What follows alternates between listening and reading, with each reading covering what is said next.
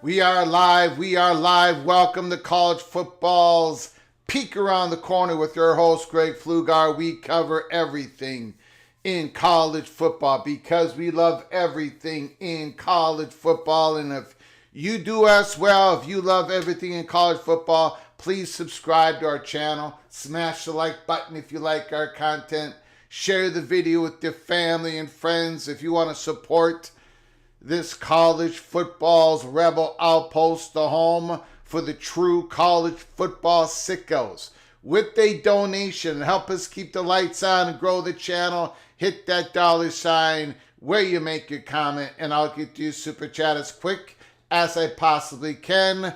Welcome on in, everybody, into the studio that sits on the corner, the very corner of Keith Jackson Parkway and Kurt Gowdy Avenue. Do not be afraid. Do not be afraid to become a legend with your comments and with your phone calls. This could be a lengthy show. I do not know how long we're going to be on, but it very well could be way past 2 hours. I would have come on earlier, but I've been poking and prodding with it when this breaking news came out. For those who do not know, For those who do not know, Ross Dellinger, Yahoo Sports, Big Ten is nearing a decision on a $2.4 billion deal with California Pension Investment Fund in landmark move within college athletics. And this is the PATC money shot number one. PATC money shot number one. If the Big Ten does adopt its deal, other conferences may be forced to respond with an equity agreement of their own.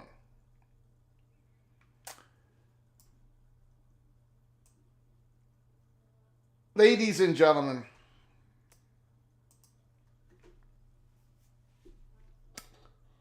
I said on my X account, this has ramifications well beyond the Big Ten. That is why, even before we get into the article, I gotta say this. Because I said on my X account on the very top of the show, I would explain the ramifications. If the Big Ten does this deal, and I look, we're going to get into it. There's a lot to get into, okay? I don't even know if I got two massive questions about this deal. But maybe and it did not get answered by this report. Maybe, hopefully it will get answered if the Big Ten actually does this. So I'm not officially endorsing this deal for the University of Minnesota. I'm not doing that today. I might not. My questions have to be answered. But I think anybody who reads this article, and I mean anybody who reads this article, has to admit that this thing could very well happen. I had this thing at 45% happening, 55% not happening yesterday. I've got it now 75% it's going to happen. Because in the reporting, it said that Michigan and Ohio State are warming up to the deal. We were told at Peek Around the Corner, I reported to you the last couple of days, that the Big Ten wanted more than $2 billion, and it looks like they're going to get it. This USC investment, University of California investments, we're going to go through that when we get a chance. Again, this show is going to be lengthy. They value the Big Ten at $24 billion. When I was poking and prodding on this after this news came out, I was told by somebody it's probably too much for the Big Ten not to accept. It's probably, because it's not just the $2.4 billion. There are other things that are going to be happening during this deal. Like they're going to get more money in 2037, whatever. We'll go through all that. But the massive repercussions,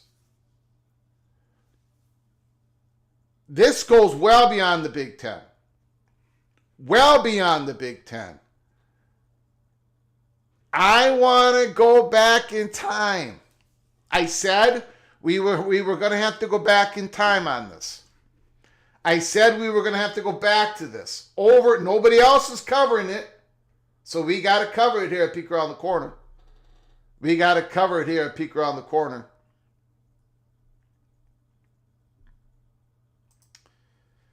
Mark Coyle, about 3 weeks ago, whether it's 2 days or in 2 years, I do think there's going to be continued fluctuation. We have the best media deals. There's going to be more movement in 2 days or in 2 years. Why am I bringing that up? Why did I say yesterday, we had a live show on it, where I believe, a lot of people believe, boy, there's a lot of chatter out there, that all the timelines are going to get sped up greatly because if the Big Ten pulls the trigger. Because of this.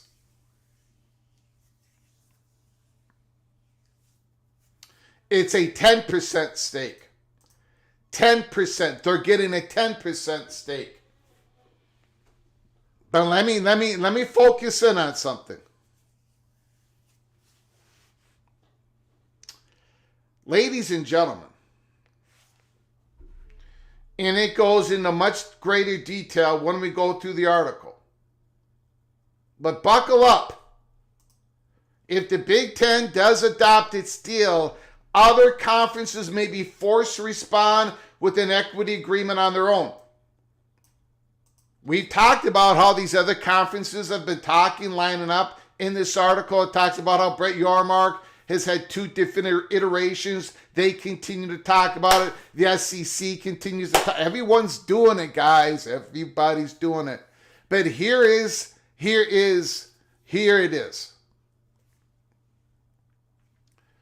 If the Big Ten does this deal,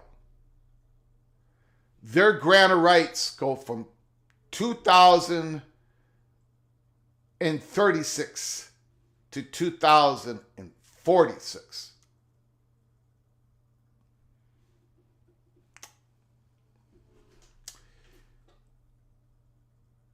If there are equity deals to be made among the Big 12 and the ACC, they are also going to have to extend their grant of rights out from their current years of the Big 12 2030 and the ACC 2036. You understand that? If they're going to get an equity deal, if they're going to get an investment deal, their grant of rights are going to be extended. Now, I know everyone, well, Greg, the grant of rights, that can be broken. What? Yeah, I mean, sure, if you want to go to court, I mean, officially the ACC grant of rights did not get broken, but Florida State and Clemson did get it. If you're signing this thing, it's just another hurdle. It's just another hurdle, right? It's just another hurdle to get through to actually break your grant of rights. So what I'm telling you all, what I'm reporting to you all, if the Big Ten does this deal, which is going to have ripple effects, which is going to bring up the rev share cap number. That's in the article. So other conferences are going to look at it, try to do it, and that is where Mark Coyle says within 2 days or within 2 years from now. Because if you're North Carolina, if you're Virginia, if you're Florida State, if you're Clemson, if you're Miami, if you're Duke, if you're Georgia Tech, if you're Stanford, if you're Kansas, if you're Utah, if you're Arizona State, California, Colorado, you're going to be asked once again by your commissioner to sign a grant of rights that extends the grant of rights for this type of deal. And the Big Ten and the SEC knows that.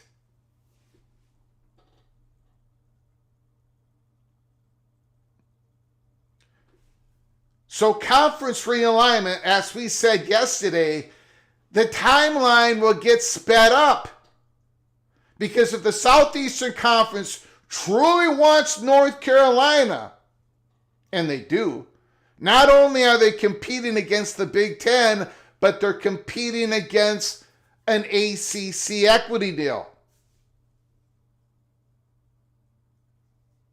If the SEC wants Clemson and Florida State, if the Big Ten wants Florida State and Clemson, They're competing because we've been telling you the ACC are also working on this, and not only that, I think the top 8 or 10 schools are working on something entirely different.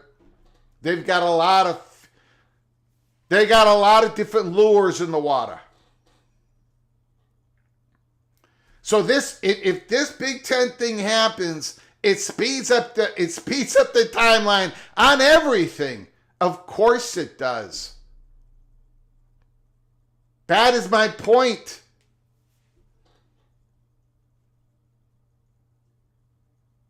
If the Big Ten does this deal, the most serious talks are going to happen the day after. And I mean, it is going to come. Something is going to break. Because Kansas, Utah, Duke, look at Florida State. Look at Florida State. They've got a deal in which they can get out of the conference. But for them to agree on a conference, for them to agree on a conference investment plan, now they got it. Now that deal gets it doesn't work anymore. Because now you got an investment firm. And now the pressure gets even tighter on the ACC schools and the Big 12 schools because this rev share number could possibly pop up. The Kessler, the lawyer for the ACC settlement, the House versus NCAA settlement, again, warned everybody, yeah, we're going to have to readjust that number if a deal like this happens because this type of money counts. It's why the other conferences are going to have to figure out their own equity deals. Capital deals, investment deals, however you want to call this. They're going to have to do it. And they've been planning on it. Some of them want to do it. So it speeds up all the timelines. And if this deal gets done, and it could be in a matter of days, according to this report, and we're going to go through it. My God, guys. I get what Rock and Rand is saying. Why does it have to be during the season? But here we are. We go where the story goes. This is the speed up of expansion for the Big Ten. Does it change who they're interested in and who do you think they're still talking to? No, I don't think it changes on who they're interested in. Kayla Ramirez. Are they still talking with private equity firms? Sure. This is a cash investment. We got to go through the article first, but this is a strict cash. I don't think this investment firm offers a whole lot of strategic partnership. So that is one big question that I have. This 10-member board of the Big Ten Enterprises, who is on that 10-member board? That's a question that has to be answered. But thank you for becoming a member for 22 months, Kayla Ramirez. Thank you for starting us off. I very much appreciate it. You are knighted cloak and dagger. Thank you for being a part of the family, sir. Thank you so much.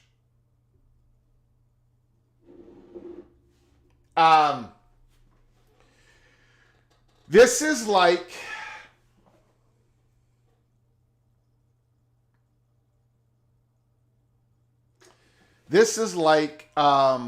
we're going to get to the article right now. I promise you. But I just got to say this.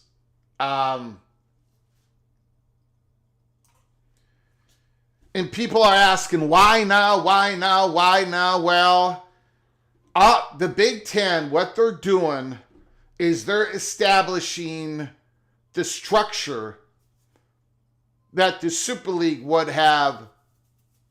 If the Super League would have taken off, if the 72 team Super League with billions of dollars coming in, different tier payments, everything like the Big Ten structure. Like the Big Ten is structuring themselves as a Super League, Big Ten Super League.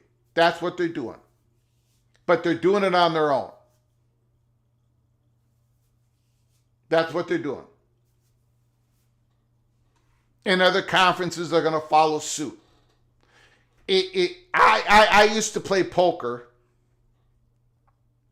This analogy doesn't quite work.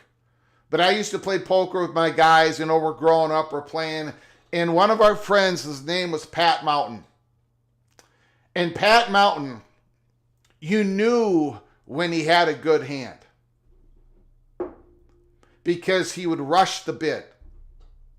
We're all sitting there picking up our cards, looking at our hands. And if Pat Mountain said the phrase, whose bet is it? In other words, who has the first bet on our hands? When he asked that question, we all know he was sitting on something and we would all quickly fold. And Pat Mountain never figured it out because none of us would tell him. Every time he would rush the bid, we knew he had a great hand.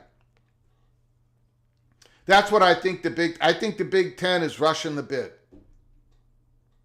I think they got a huge bid, but I think they're rushing the play because they want the next iteration of whatever is going to happen quicker rather than later. They want to force the SEC's hand. They want to force the hands of some schools in the ACC and potentially in the Big 12. And they want to get on with it. It sounds like they want to be the first ones in the pool because they think they got the best hand. We shall see how it works out. But anyways, let's get to the article. It is breaking news. Holy smokes. There is so much in this. And again, when I'm done with this article, I will go to your super chats first.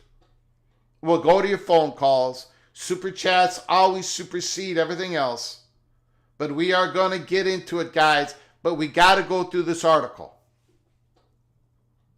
The Big Ten nearing decision on a $2.4 billion deal with California Pension Investment Fund and landmark move within college athletics. If the Big Ten does adopt this deal, if it does, other conferences may be forced to respond with an equity agreement on their own. And if they do that, then those conferences are all locked up for a long time. That is why the next realignment wave is, if this deal gets done in a matter of days, the next realignment wave will start immediately. Something that I have not been saying, because I've been saying nothing is imminent, nothing is done, nothing is settled. We are not in that environment. Well, the Big Ten is about to change the calendar if they sign this deal in so many different ways. Ross Dellinger, Yahoo Sports. A California pension fund may soon invest in the Big Ten Conference. Thank you, Kayla Ramirez, for your $5 holla.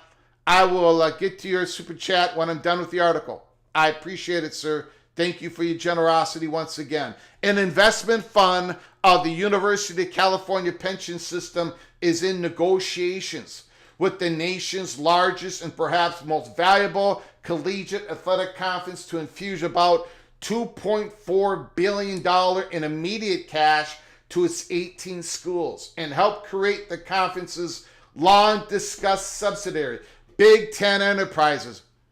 Again,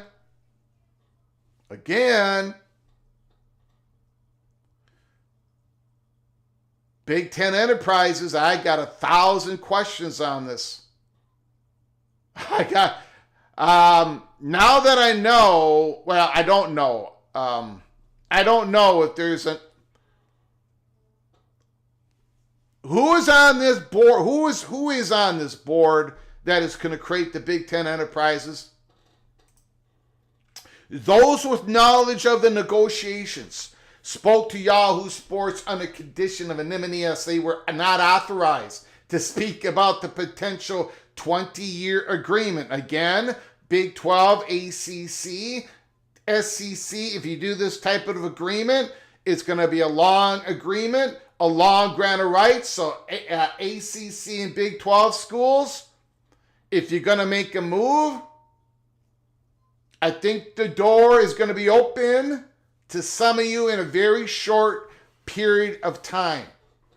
With the UC Pension Systems Investment Fund, better known as UC Investments, a $190 billion entity responsible for managing the system portfolio. And we are going to get into the gentleman's name. It's Jagdeep Singh Bashur. I do not know if I had said that name right. We'll go back into his background later on. UC Investments manages the endowment and retirement savings of the UC system and is independent from the universities within the system, such as UCLA and California.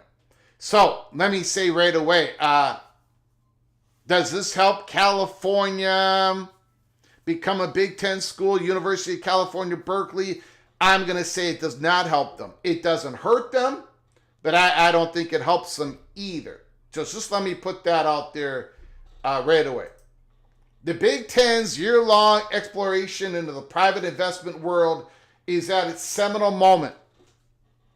It's either go or no go for launch, with the decision expected in a matter of days. That is why we're doing this show, guys. This is why we've been talking about it all week. The ramifications are massive. Massive. Massive. This is college football's national YouTube show, Peek Around the Corner.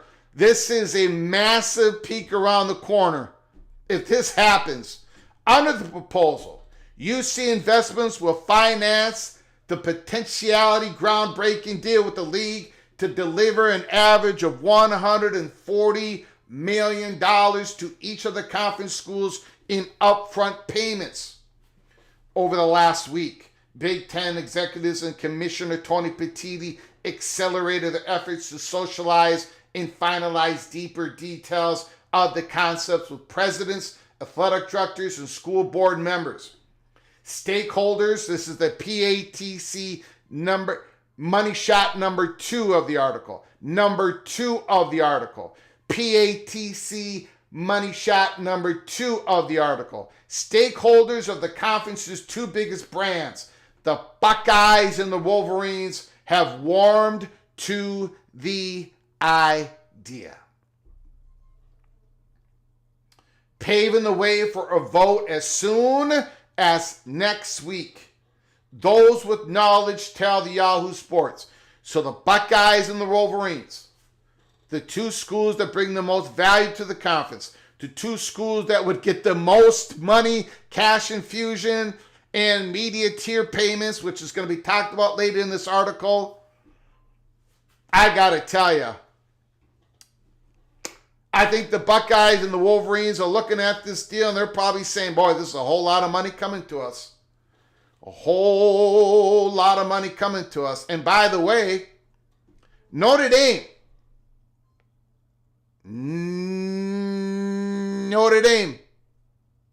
I'm looking at you, kid. I'm looking at you. Ohio State and Michigan have warmed to the idea, paving the way for a vote as soon as next week. Those with knowledge tell Yahoo Sports. However, a decision must be unanimous. The Big Ten is required to extend its grant of rights agreement by another 10 years, from 2036 to 46. This measure would bind the programs to one another for the duration to provide stability in a time of great change, putting the league in a position to address any potential structural realignment changes such as a Super League, this would kill the Super League. It would demolish the Super League. It would wipe out any thought of the Super League. But you use those Super League ideas and you put them into your conference. And that is what the Big Ten is doing. That's what the Big 12 is looking at. That's what the ACC is looking at. That's what the Southeastern Conference is looking at. Taking those ideas, billions of dollars coming in, different tier payments, having a strategic partner, setting up a separate enterprise. Your presidents still make the decisions. Your athletic directors have a voice. But a Super League within your conference. That is what the Big Ten is on the verge of creating, and the other conferences are going to follow. Details of the deal. At least $100 million for each school. In what is described as the sale of equity, UC Investments will provide an infusion of roughly $2.4 billion in a one-time equity distribution to the conference to own a 10% stake in the Big Ten enterprises. 10%, not 5, not 6, not 7, 10%. Now, that's less than the 20% that was offered to the Big 12. 10%'s a lot. So what type of revenue are we looking at here in the future? Because whatever revenue you're going to get, you're going to have to get 10% to somebody else.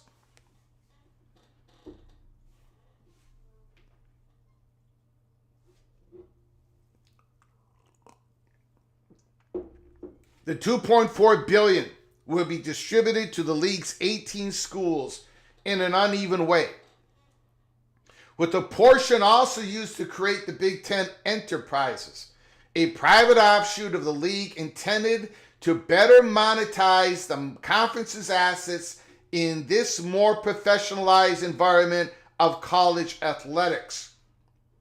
All schools will receive at least $100 million in upfront one-time payments, with several programs payouts exceeding $150 million.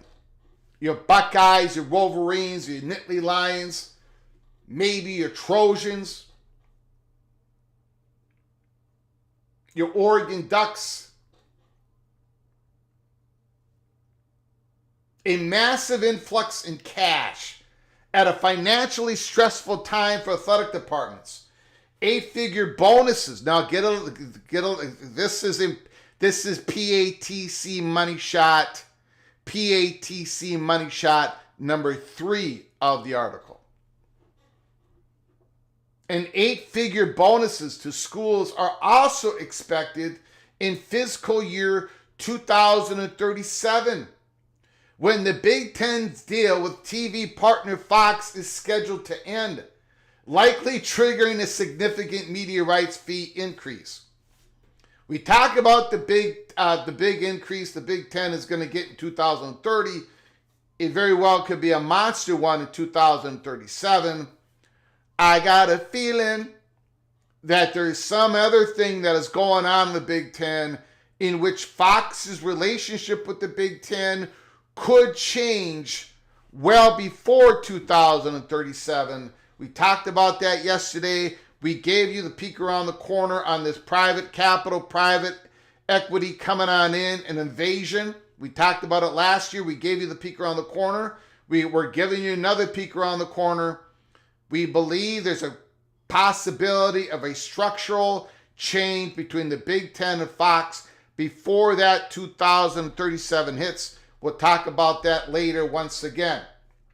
The league is expected to introduce a new, uneven model for distribution derived from the conference media rights and the Big Ten enterprises, featuring a performance and marketing mechanism most similar to the uneven distribution structure recently implemented by the ACC. Specific distribution models are subject to change as negotiations continue through this weekend and potentially deep into next week. The upfront payments and uneven annual distribution are not a reflection of a permanent tiering of the schools. Not permanent, as they can increase value, such as winning football and basketball championships in drawing more television viewers. What's in it? What's in it for UC investments? How the pension fund receives a return on its seed capital is clear. UC investment earns the annual cut of distribution plus the ability to sell its portion of the league after a 15-year hold, when it is prohibited to sell. Any sale must be approved by league members. So in other words, the Big Ten can buy that back, potentially, after 15 years, that 10% cut. The distributions for UC investments could be significant and benefit hundreds of thousands of former state public university employees as part of their pension fund. This year, the Big Ten's 12 legacy schools are expected to earn about $75 million in conference payouts, a number that could rise as high as $90 million under the current TV contract.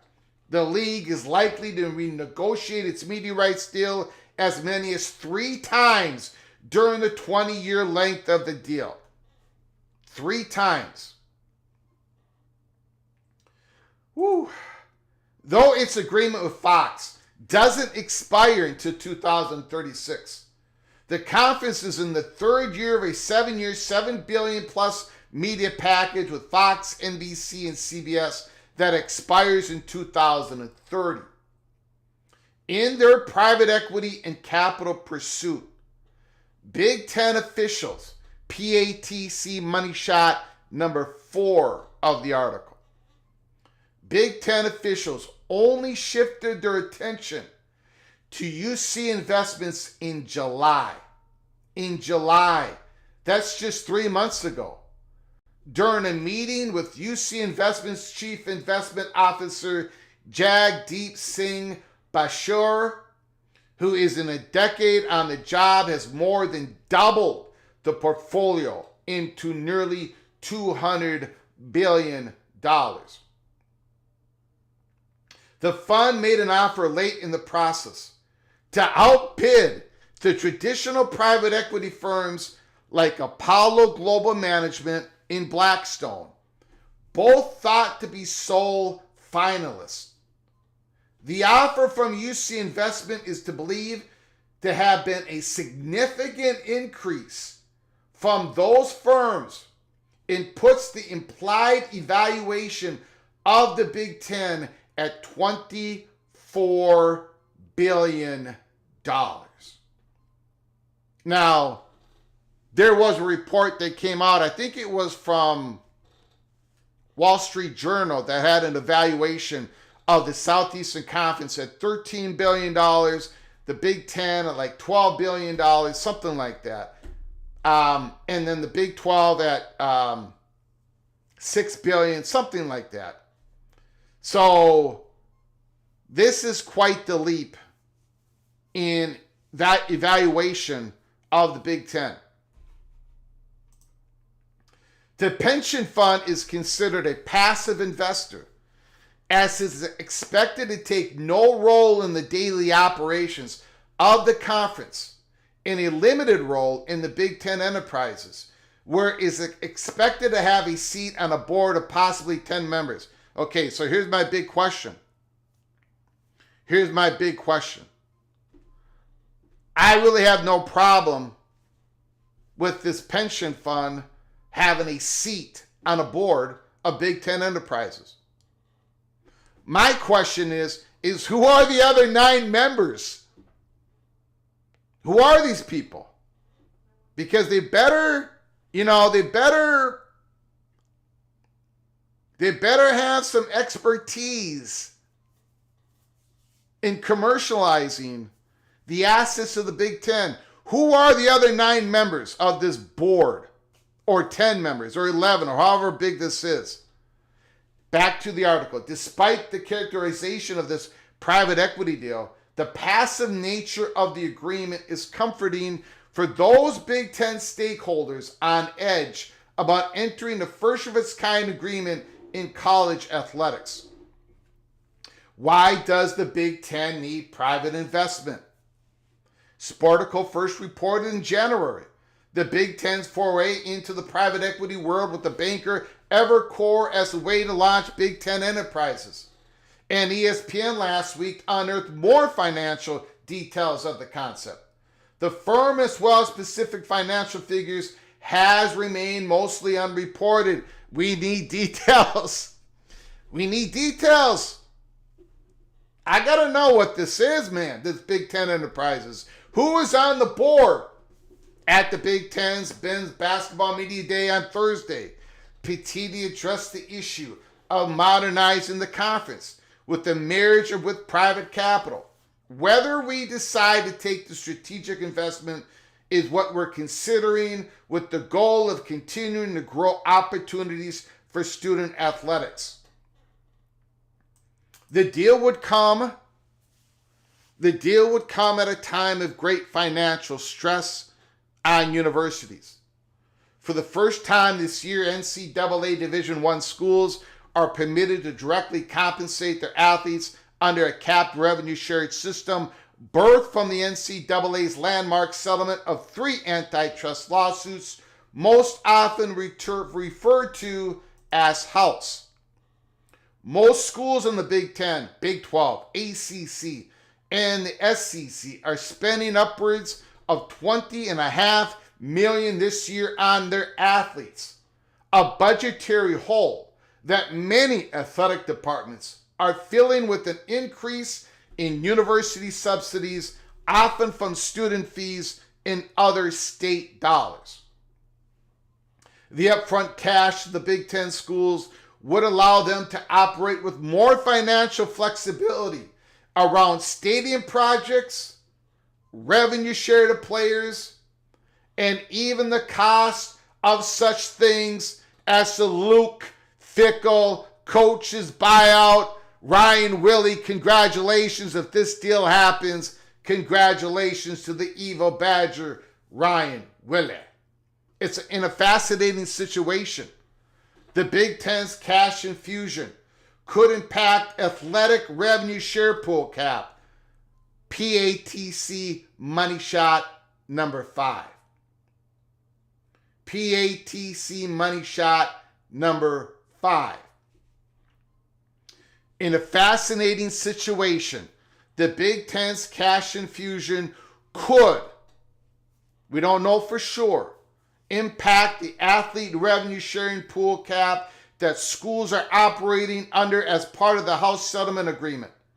The cap, $20.5 million in year 1, may rise considering the new funds, especially those generated by Big Ten enterprises. The rev share pool cap is 22% of an average of certain budget categories of power conference programs, including conference distribution, ticket sales, and sponsorship. This infusion in cash would trigger the conference distribution part of the 22%. In an interview this week, House plaintiff attorney Jeffrey Kessler believes the infusion could trigger a re-evaluation of the pool cap. It's possible, Kessler said. We'll have to see how this works. The cap already automatically increases by 4% next year, from $20.5 million to roughly $21.3 million. But House plaintiffs hold authority to execute 3 look-ins to evaluate the figure over a 10-year settlement. Now, will other conferences soon follow? If the Big Ten does adopt this deal, other conferences may be forced to respond with an equity or capital agreement of their own. especially the Big Ten's closest peer within college sports structure, the SEC, the Southeastern Conference. The league has been using global financial services company Goldman Sachs to explore possibilities around such a deal. You better believe the Southeastern Conference have got things lined up. Some are perhaps even further along in this endeavor, like the Big 12, whose presidential board has twice seriously examined capital infusion and equity deals over the last 16 months and continues to pursue them under Commissioner Brett Yormark. Others, like the American Commissioner Tim Pernetti, are working towards similar agreements too. But just like realignment, the biggest domino falls first, right? The Big Ten is going to fall first. It looks like, and then the others will follow. Many view this Big Ten deal, this is the last part of the article, and then we're going to get to something here. The last part of the article. Jansen Roberts, I'm talking about the SEC lining up their private capital deal. They know they've got lures in the water all over the place. I'm not talking about realignment. I did not say the word realignment when I just said that. Many view the deal as a three-part concept: the financial partnership with the pension fund, the creation of the Big Ten enterprises, and the extension of the grant of rights. The creation of the Big Ten enterprises may be the most interesting. For me, it is. I think that's where all the questions lie. The privatized for-profit entity is expected to operate under a CEO, answering to a board of representative member schools, and is charged with consolidating in one place the league and its schools' assets as a way to better monetize and generate more revenue, including categories such as ticket sales, sponsorships, and others. All right? We got to know who the CEO is, who the representations are, the member schools on this board. The entity may eventually involve itself in athletic compensation as well.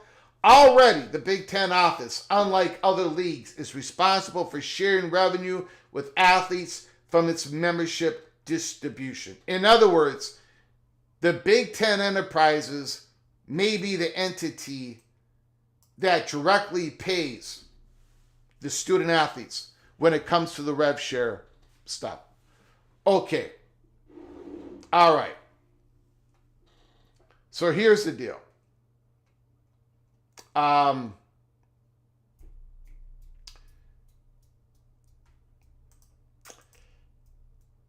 If this thing happens, if this deal happens, you are looking at 18 schools that are locked in until 2046. You're looking at capital money going to these schools of $100 to $150 million, depending on what school you are. And then your media money is going to be tiered. It's going to be unequal revenue sharing. We're going to get to realignment here in a moment. Kayla Ramirez, Super Chat.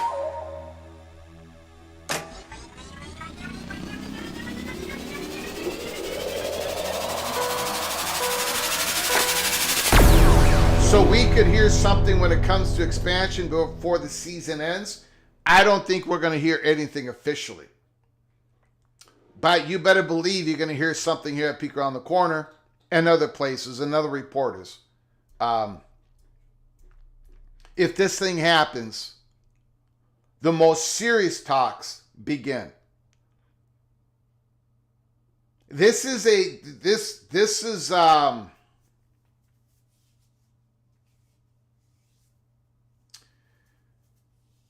this has repercussions that are massive. And one of them is realignment.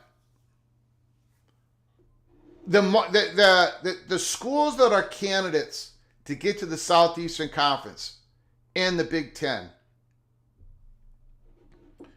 they're already highly motivated. They're going to be even more motivated to get into the Big Ten or the SEC if this happens. Not only that, but they got their own conferences trying to work out an equity capital deal, which the pressure for everybody to sign that deal to get some cash is immense. So these schools that are candidates, Florida State, Clemson, Duke, Georgia Tech, Virginia, North Carolina, I mean, they're going to be like, okay, we saw what the Big Ten's got. We're going to soon look what the SEC has. And now we're going to compare it to what we can get in an equity deal. And we're going to have to sign an extended grant of rights. So that last settlement is kind of paper thin, right? This is the time when the schools become aggressive. This is the time when the Big Ten and SEC gets their evaluations for the schools. And this is when the real talks begin. If this actually happens in a matter of days, next week. Because if this happens, the Southeastern Conference is going to do something. And they're going to work fast. I got to tell you guys, the Southeastern Conference does not want the Big Ten to encroach on the University of North Carolina, Chapel Hill, and Virginia. The presidents want those two schools. And if there's a system in place where this capital investment fund is going to be giving out $150 million of Florida State or whatever, if Florida State now can pay out their exit fee and jump into the Big Ten, I'm just using Florida State as the skids are greased all over the place. The Big Ten is going to have the space, the operational space, to actually even pull the trigger first before the Southeastern Conference. And I get back to this. This meant something. When Coyle said this, whether it's 2 days or in 2 years, I do think there's going to be more continued fluctuation. Mark Coyle doesn't say 2 days unless there is a true pathway for realignment to happen in a very short amount of time. Now, he didn't really mean 2 days, but he said 2 days because it's like, guys, we're working on, he's basically saying there's going to be movement. There's going to be movement within a couple of years, and it could happen it could happen really quick. And I truly believe, if you read the rest of that article, I've been through that article so many times, he's alluding to this. He's alluding to it. Thank you. Appreciate it. Kayla Ramirez for your super chat. We've got another super chat.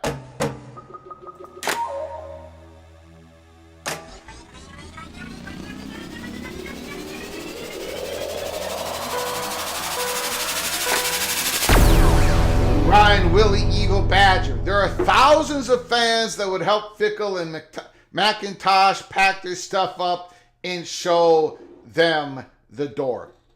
If this deal happens, Ryan Willie, if this deal happens, I would probably safely assume that Wisconsin is probably going to get more money than Minnesota from the cash infusion because they're a more valuable brand. So let's say Minnesota gets $100 million. Let's say Wisconsin gets $125 million. Well, there you go. There you go. You got an extra $25 million over a million. You can easily put that out on a coach's buyout.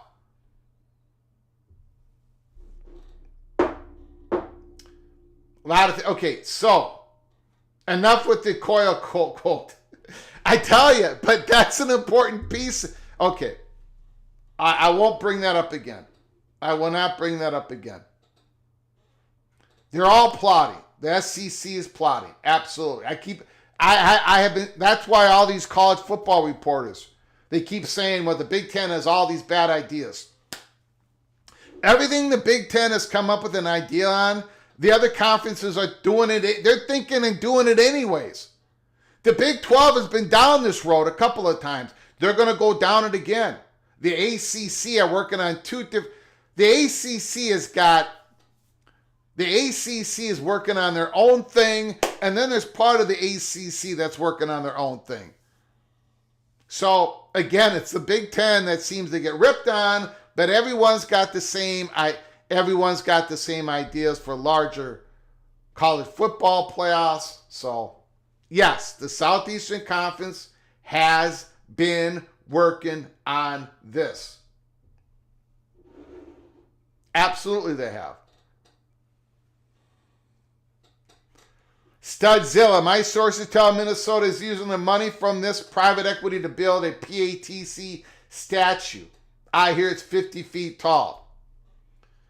More like 50 feet wide. Shoot, I should have had my rim shot ready. 50 feet wide.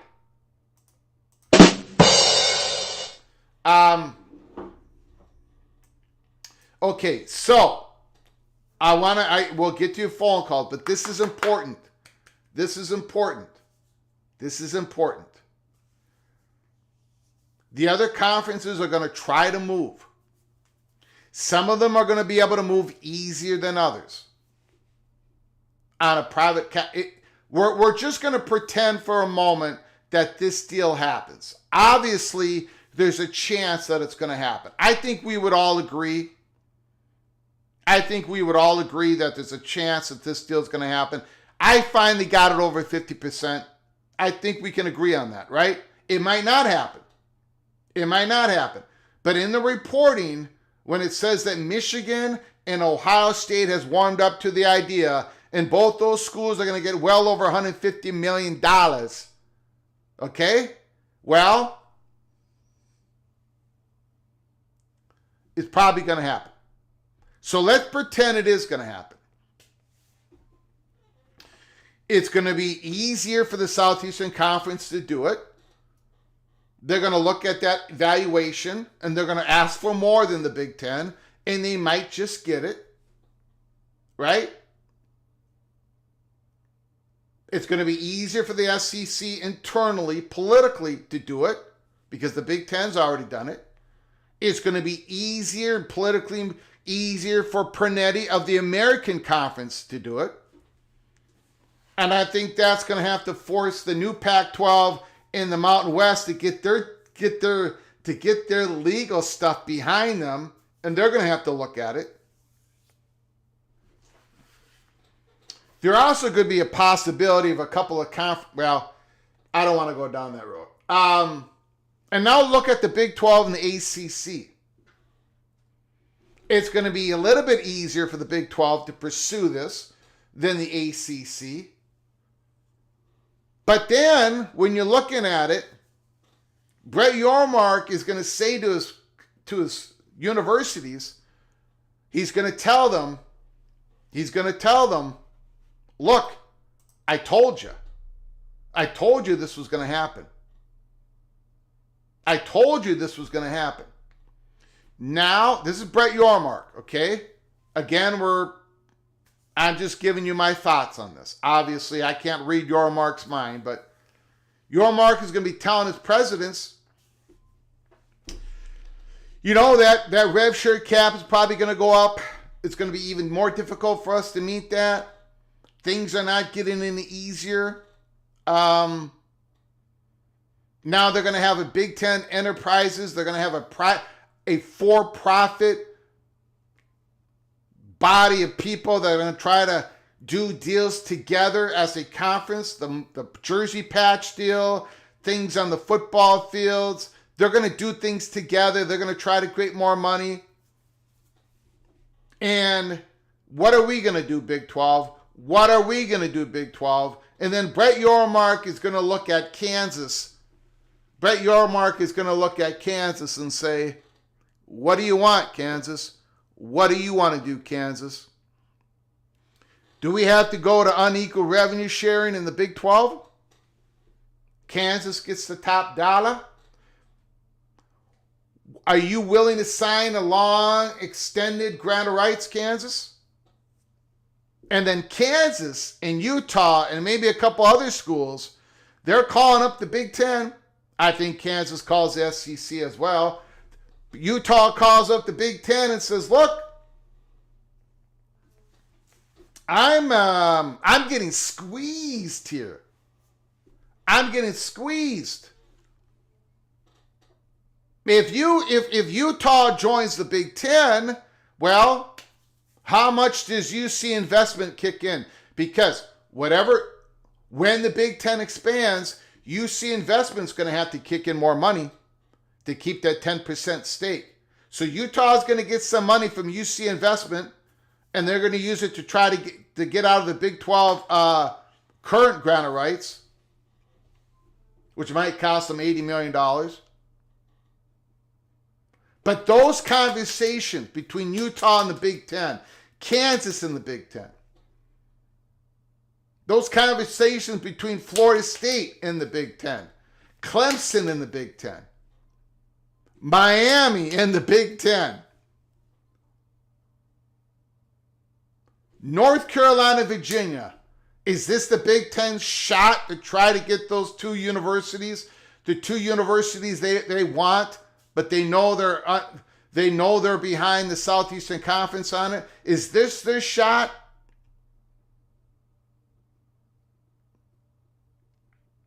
What does North Carolina do? I mean, they're sitting there. They got this mess with Bill Belichick. They're spending a lot of money on their football program to get it up to par for the Southeastern Conference. And now, I mean, look, like North Carolina, Virginia, Georgia Tech, Duke, Miami, are these schools going to really sign an agreement, a grant of rights agreement that basically kind of tears up their agreement that's already settled with the ACC? But if the ACC does not do this type of equity deal, capital deal, get their own capital deal, well, again, they're going to fall behind the gap. They've already on the media gap. Miami doesn't want any more falling behind on the resources gap. Florida State and Clemson don't want it. They don't want this anymore. I mean, the serious phone calls begin the day after the Big Ten signs this deal. Because the timelines, forget about any timelines that anybody has been telling you. They all get squashed on this. The top targets of the Big Ten, the top targets of the SEC, I believe those two conferences are going to go and get them when they get these deals done. Because who's ever providing them private capital investment, they're going to have to up more money for getting those schools. They're going to have to figure all this stuff out. Their immediate part of it. There's going to be a bidding war. But again, not all I don't think the advantages go to the schools. I think the advantage are to the conference, because these schools are sitting in conferences that are squeezing them to sign some sort of equity deal themselves to extend their own grant of rights. And these schools don't want any part of it. So it's put up or shut up time for everybody in the next wave of realignment. It's put up or shut up. Literally. If you really want, let's just take Kansas. Let's just take Kansas. I used Utah, let's take Kansas as an example. If you really want Kansas, Big Ten, and they're on your candidates list, I know they are. I know there are that Kansas brings value to the conference. Look, let me show you something here. DAZN adds college sports content from Fox, Big Ten Network for non-U.S. markets. You remember when we got the Big 12 and SEC doing this and the ACC? Now the Big Ten has signed on their international deal. Okay? Streaming deal. It's Europe and parts of the Middle East. That happened today. I don't think it's by any accident, but it happened today.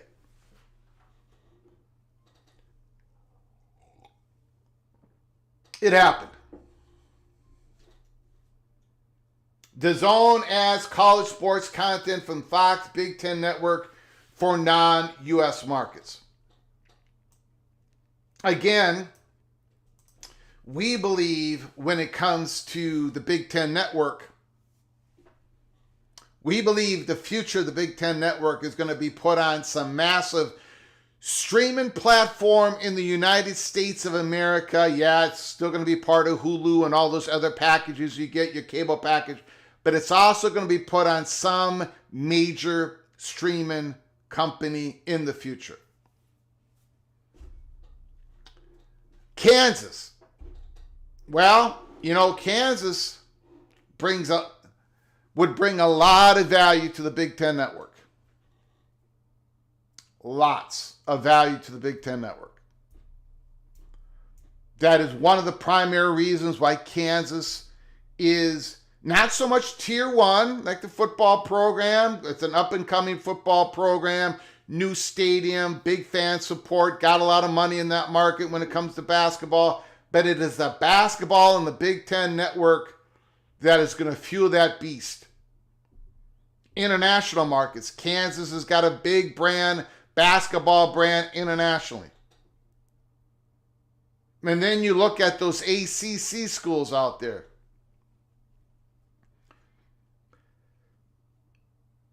How much is Florida State worth? How much is Clemson worth? How much is Miami worth? How much is UC Investments willing to pay out? Because they're going to have to pay money. They're going to have to, look, let's say you add Florida State. Okay, let's say, first of all, let me get to the super chats real quick. Let me use Florida State as an example. Expedition Greg, thank you so much for the super chat. I appreciate it so very much.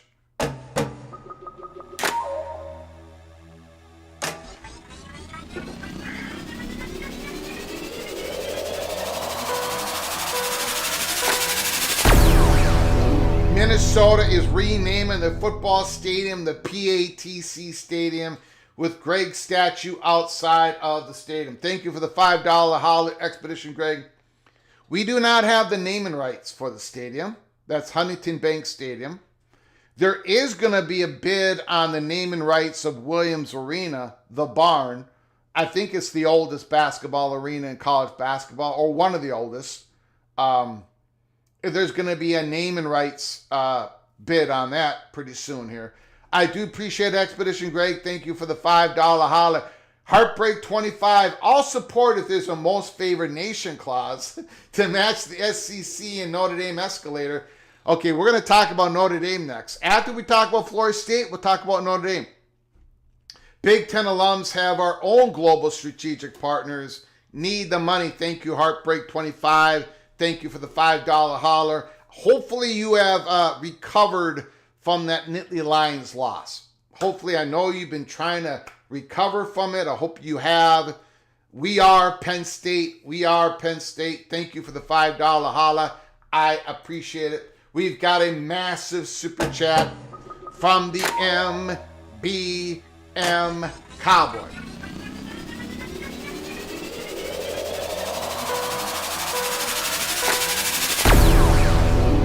Greg, do you see a Big 12 ACC consolidation after the next realignment wave? P3 with 2 there is division, with 3 there is balance. Go Pokes. I think that is quite possible, or I think there could be a best of the rest. I think that's a possibility as well. The problem, that's all going to be the question of consolidation or best of the rest. I think that's going to be decided in 2030. I just happen to think, MBM, there's going to be some movement before 2030 with some schools potentially in the Big 12, and most definitely some schools in the ACC. I have never bought into the timetable of 2029, 2030 after the Florida State Clemson settlement happened with the ACC. I've always said 27 to 28. It's a prisoner dilemma. And now that prisoner dilemma with the Big Ten, if they do sign this investment deal with the SEC signing it, all the skids are greased. But on your question, I think there is a chance of consolidation.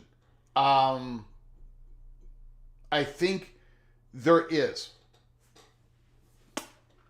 But I would probably say that there's a better chance of best of the rest. There's going to be a lot of movement. As Mark Coyle says, there's going to be more fluctuation happening. But thank you, MBM. I appreciate it so very much. Thank you for your incredible generosity. Holy smokes. Massive super chat. MBM super chat. Christopher Hooter just joined. 10% equity. That is 2 Big Ten shares. Yep. Yes, it is. In fact, I think, yes, it is. The valuation is $24 billion, $2.4 billion in investment, and more money coming in 2037. So they're getting 10% equity if it happens. So that Big Ten Enterprises, I want to know who's on that board. I want to know their strategic plan to increase revenue. I want to know what's going on here before PATC gives its endorsement. Thank you, Christopher Hooter. Thank you for the $2 holler. I appreciate the generosity from everybody. Thank you very much. Now, we're going to talk Florida State, then we're going to talk Notre Dame. I mean, Florida State is sitting there, right? They're doing all these things with the Tallahassee Hospital, Memorial Hospital. They're doing all these things with the research. They're going to be over $500 million a year in research expenditures.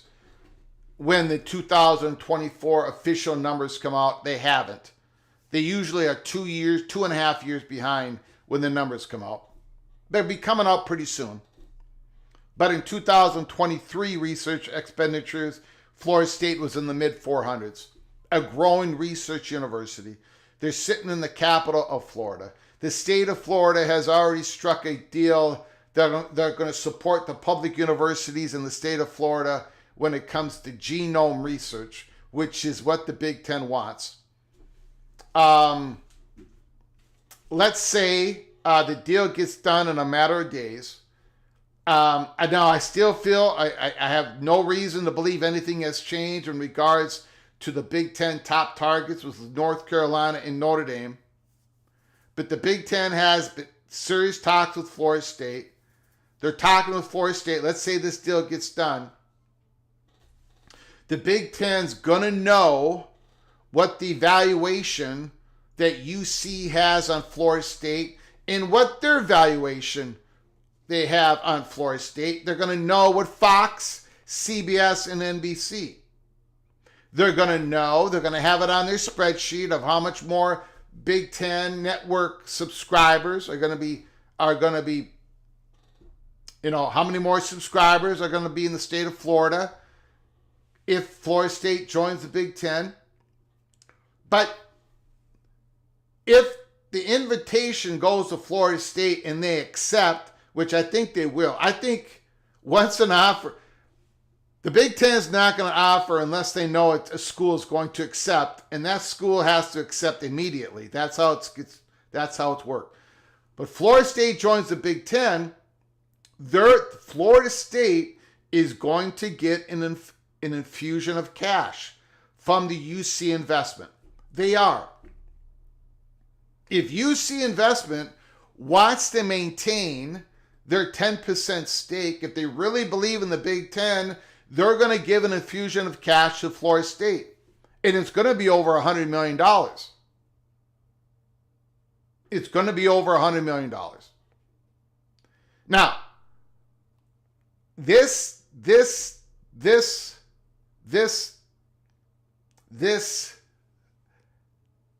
deal greases the skids for expansion in so many different ways. It's almost hard to quantify it. If Florida State has the cash, they pay out the ACC, they join the Big Ten, and now Florida State is going to be tiered as a they're going to be put on one of the media tiers, right? And Florida State ain't going to be at the highest tier, not because they don't have the highest brand, but because they're a new school, they're not going to get one of the highest tiers, right? They're probably going to be somewhere in the middle. They're not going to be at the bottom. Even in one of the middle tiers, they're going to be making more money if they stayed at the ACC at the very highest tier they possibly could be at. So Florida State's going to make out in media money. But you see how this would set up potential quick expansion. Because Florida State, I mean, okay, so they're going to keep having these discussions within the ACC. They're going to have a private capital deal in the ACC. They're going to sign on the dotted line. Is Florida State really going to sign on the dotted line for the grant of rights to go from 2036 to 2046 or whatever? And it's going to squat. Look, the ACC is not going to be able to get a private they're not going to get an investment deal like the Big Ten. We're pretending that the Big Ten is going to have this deal. The ACC is not going to be able to have this type of deal if a Florida State and a Clemson, North Carolina and Miami, these schools can get out of the conference writing a $75 million check in 2030. The ACC cannot get that type of deal. They're not even going to be able to come close.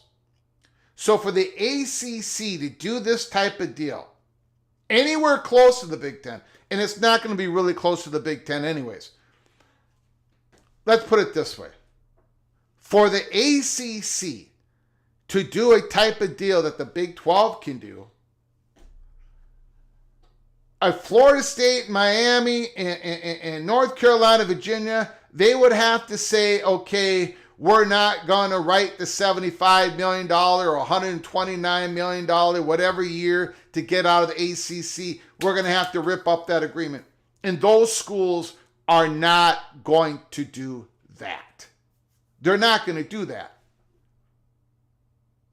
So, again, it only speds up the timeline on all this. It only makes it easier for ACC schools that are targeted by the Big Ten and the SEC.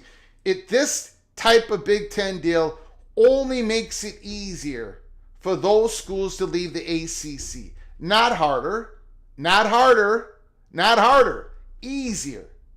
As long as the Big Ten sees future growth with that asset, it helps them with the student apocalypse, it helps them with international markets, it helps them with viewership, it helps them with research, all these things that the Big Ten looks at.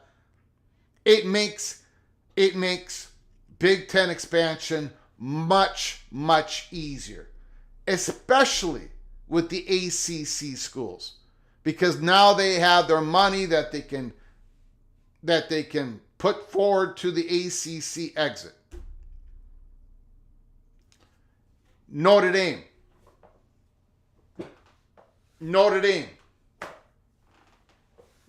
Now, this is where I really get in trouble.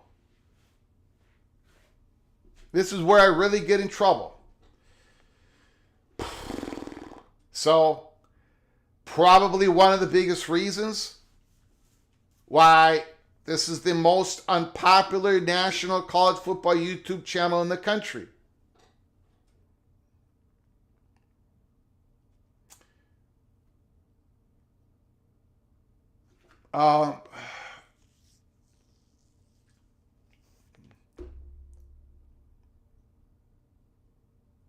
Notre Dame has always been talking to the Big Ten. Those discussions have never, ever stopped. Notre Dame has always said no to the Big Ten, at least in modern times, when it comes to joining the Big Ten. But they never have closed the door, slammed it, and said, hell no, don't talk to us again. Notre Dame is written into the current Big Ten media contract. It would allow the Big Ten for all the schools to make more money and Notre Dame to make more money if Notre Dame would join the Big Ten right now. If you are talking about a UC investment into the Big Ten at $2.4 billion, and Notre Dame is valued as I think they were the sixth highest valuation when CNBC did their schools, behind Michigan, Ohio State, Texas, a couple other ones. I think Notre Dame was number 6 on the list.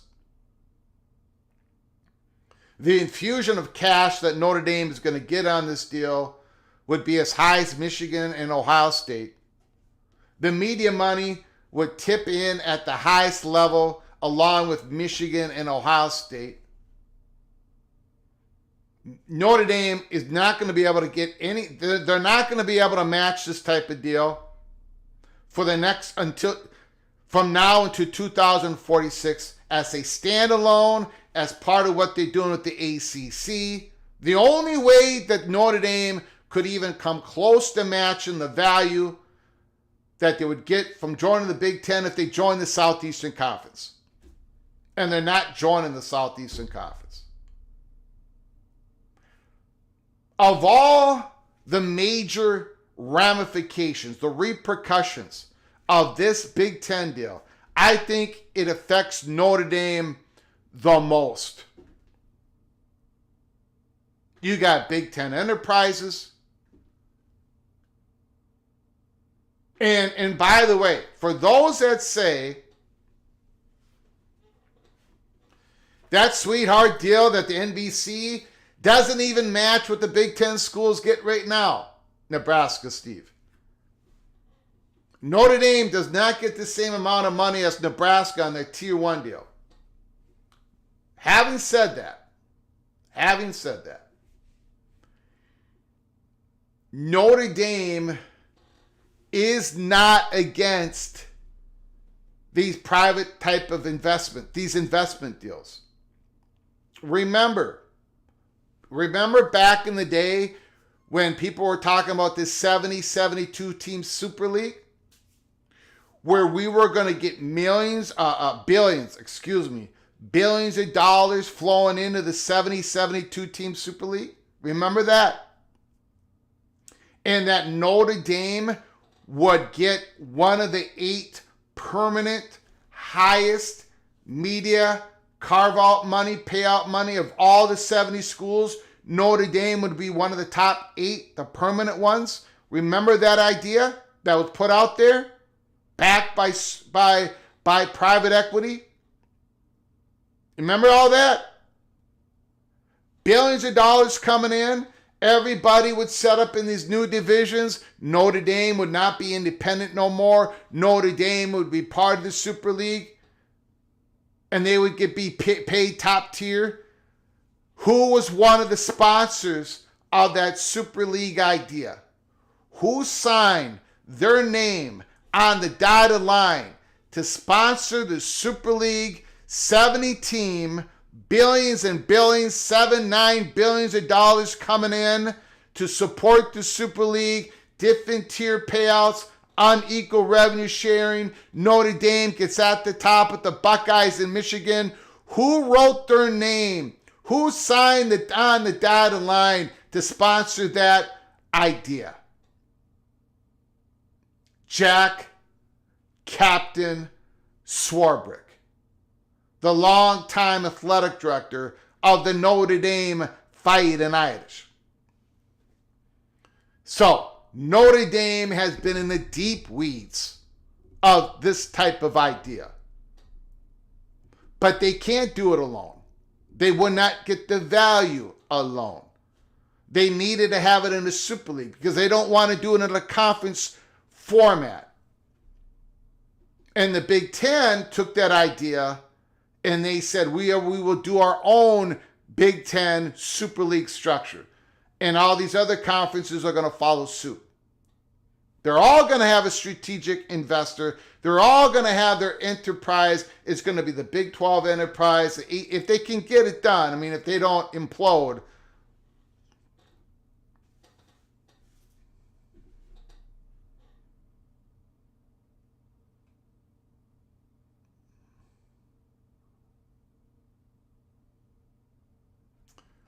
All right, we're going to open up the phone lines.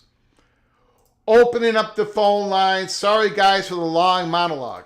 But my goodness. 763-260-1333. 763-260-1333. Again, super chats. Thank you for supporting our channel. They will be. They're obviously they supersede everything else. I appreciate all your support. Call from. All right. Rick is on the line. The floor is yours. Well, this big old plane just might land next week. Yeah, that's a plane that I did not see coming in, at least not this quick. And then when you talk about Big Ten enterprises, Yeah.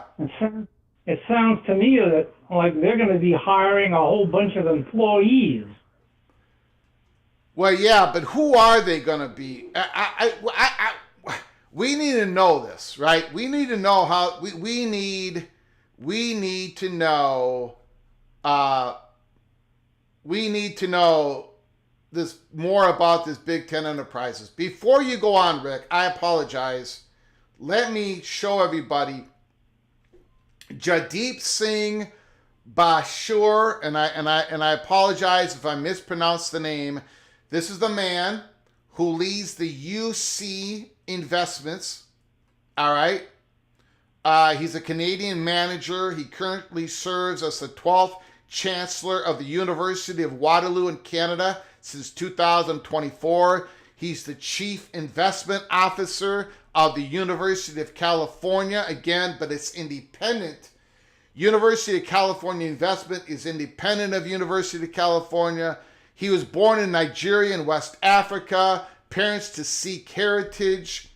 Bachelor of Applied Science and Mechanical Engineering. He's a Canadian citizen.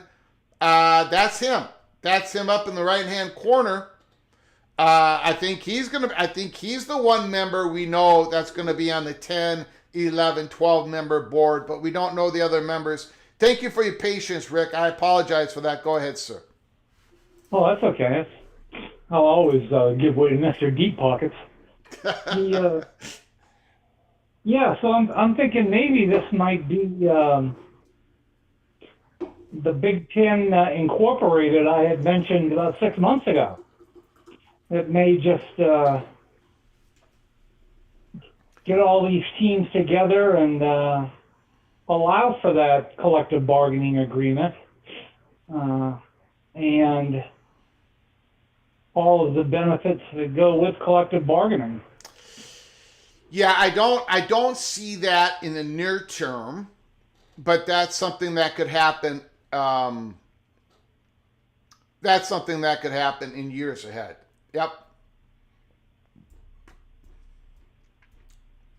Because why would you have to move the money over to Big Ten Enterprises to pay them? Well, first of all, I think, the Big Ten already pays these players by the conference. In other words, the Big Ten Correct. already has a mechanism. I don't know quite how it works, but the Big Ten already assures that none of the Big Ten schools are cheating and going above the 20.5. That money actually goes to the Big Ten. All the reports go to unlike the other conferences. That's another reason why I was so upset with Tony Petitti yesterday, because it doesn't make any sense.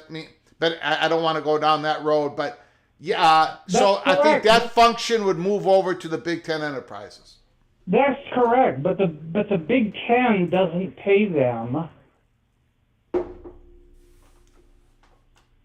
with Big Ten money. They pay them with Big Ten money from the schools. made from athletic revenue.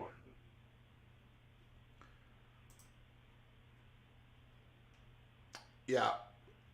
Well, we'll see how it works. I don't. And what is being proposed is that the money be paid to the players from the $2.4 billion.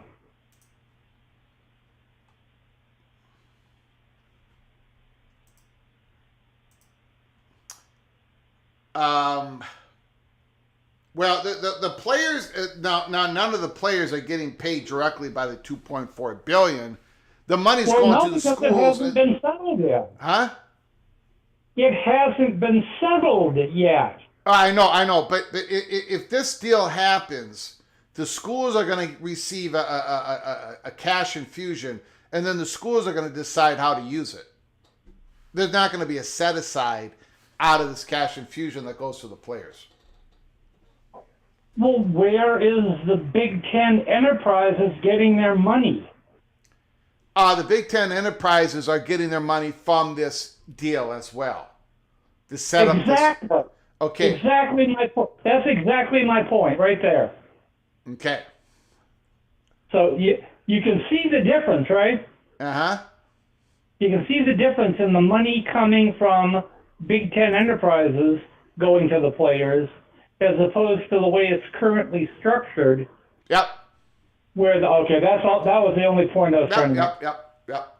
Thanks for taking the call. You got it. Appreciate it, Rick.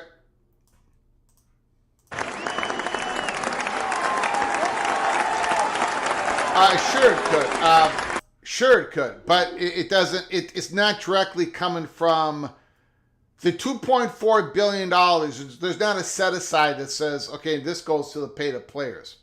It's the money's going to the schools, and then the schools are going to decide how they're going to use it. Call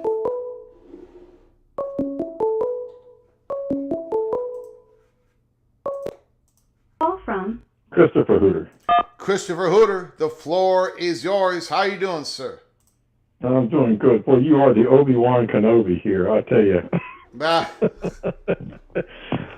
Okay, so I got in a little late. So it's $2.4 billion now, which is 2026, I guess. Yeah.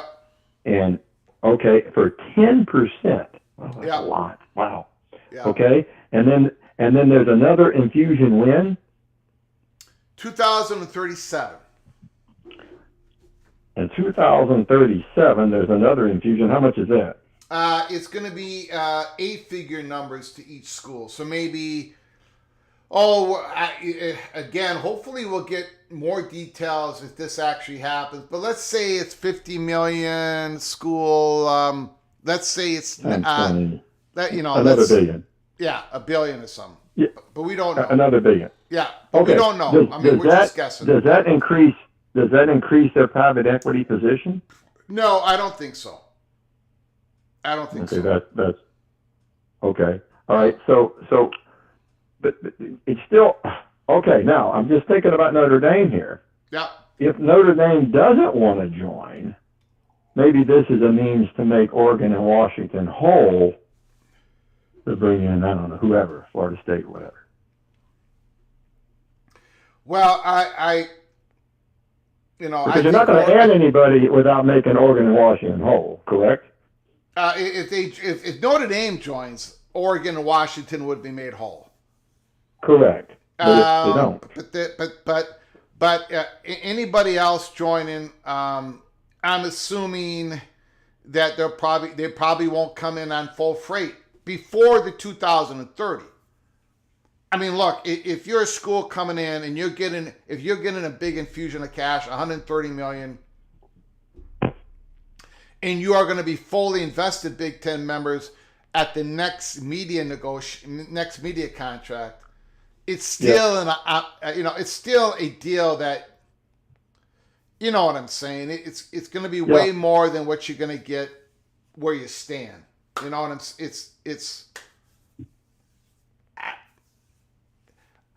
unless the Southeastern Conference is offering you full freight from day one, okay, then you might take the Southeastern Conference deal. But other than that, the Big Ten deal is going to be the best deal. Well, I don't. Well, of course, the Southeastern Conference has never done these half shares. So when they come in full bore, right? Wow. I'm just trying to wrap my head around what's the effective interest rate, right? You know, what 10%? That's 10% off the top for 20 years. That's a lot of money. Yes, it is. So they're effectively taking, twice what everybody else is. Yeah, well, the Big Ten believes that they will get more than 10% more each year with this Big Ten enterprises being set up. The question is, we need more information on Big Ten enterprises. That's the main, that's where the rubber's going to meet the road, right? That's where it's going to be a for-profit enterprise. They're going to be making the deals, like your LSU Tigers, right? Yep. They went out on a deal on its own. Well, the Big Ten believes, and I'm sure they've had a lot of people knocking on the doors to put their logos on the jerseys, right? Well, the Big Ten believes that they all do it together, they're all going to make more money, including the top brands. So that is... well, that's probably true. Yep. So, and who knows, like sponsorship, international... This thing's going in all different directions. Same thing with the Southeastern Conference. Like I told you yesterday, Christopher, the Southeastern Conference is doing the same work as the Big Ten. It's just not being reported in the same way. And they may not be the first ones. But Which is interesting. That's not leaking, right? It's not leaking. Yeah. Right. So right now, the schools starting this year, or is it next year, have to pay the $20 million to the players, or is that next year? No, that's this year. That's already happening. They've already gotten there. That's already happening. July 1st of this year. Okay, and they have to back pay the 2021 or whatever, right? As part of the House settlement, isn't there a back pay too? Yeah, there's a $2.8 billion back pay settlement, and they're going to be paying that for the next 10 years. And how they're paying that is a little bit off the top, a little bit of money from NCAA tourney credits. Your team ain't gonna, your conference and your team ain't gonna be receiving what you usually would get. That money's not gonna go from the NCAA to your conference. That's gonna be shuttled into this settlement. There's different ways, different mechanisms that this $2.8 billion back pay is going to get paid. That's going to go on for the next 10 years until it's all paid out. Well, however that's paid, that's still coming off the top. The NCAA, whoever's paying it, right? It's still coming off the top. Yep. So call that another $10 million a year. I don't know. I'm just guessing. Okay. So for the next 10 years, you got 20 and 10, $30 million a year off the top. Now, I guess this could help, right? Mm-hmm. Help kind of make you whole there, right? And so you can transition into it. Because when you told me 2037, because that's in 10 years, see that then now we're beyond the window of that payback period, and that's what came to my mind. That's where I was going with that. Yeah. So anyway, all right. Well, hey, you're the man. All right, Appreciate man. the info. Appreciate it. Okay, Thank talk you to so much. Yep. Bye.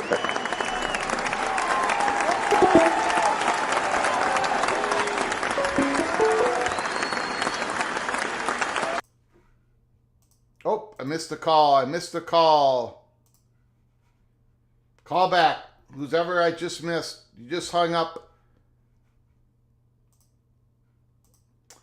Breaking news, big news today.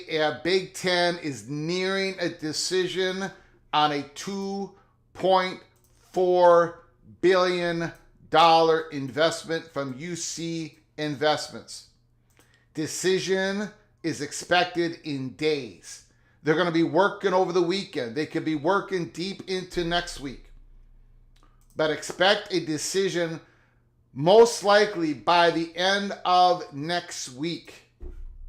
Unbelievable. $2.4 billion, and it creates a Big Ten enterprises, according to the reports. Call from Evil Badger. Evil Badger, Ryan, Willie, the floor is yours. Thanks for calling, sir. I appreciate it. Hi, Greg. Thanks for taking my call. You bet, buddy. So with all this capital possibly coming into the conference, Yeah. do you think that? Well, I know it's going to put a lot of pressure on SEC to act fast, but do you think the Big Ten will pounce on trying to get UNC and Virginia in, along with Notre Dame? I think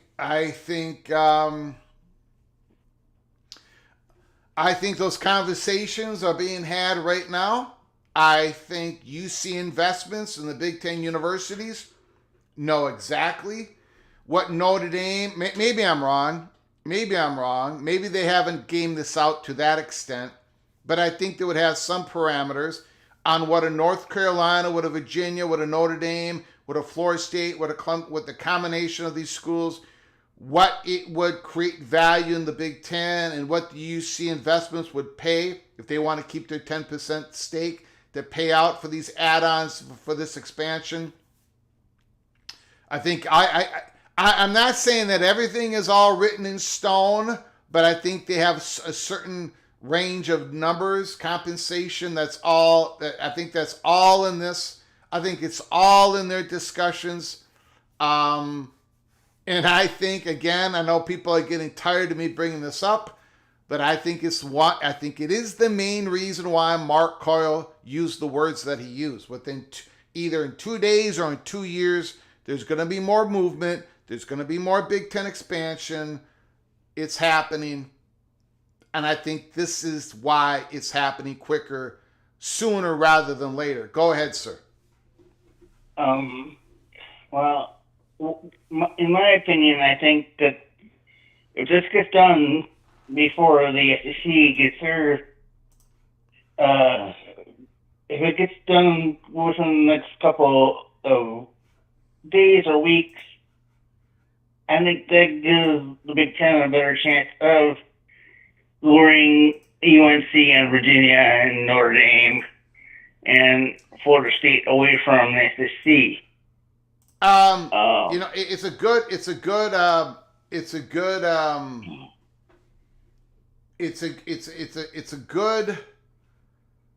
It's an interesting question, right? Does this give the Big Ten a little bit more time, before the SEC acts? Could they get in there?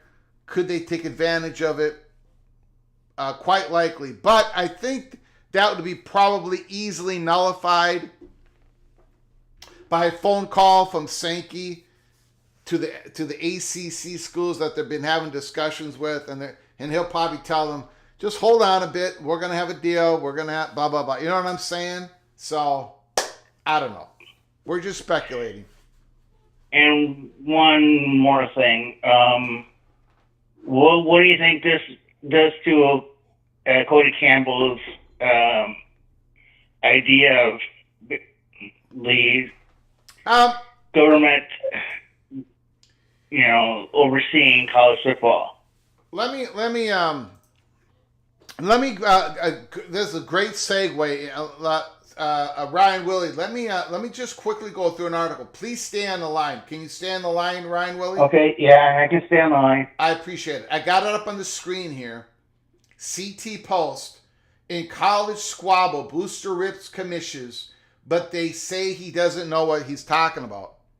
The commissioners don't really care what happens at the institutional level, Cody Campbell said at a panel discussion held by Knight's Commission on an oversight group that released a survey in which a majority of college executives who responded said Division I sports was headed in the wrong direction.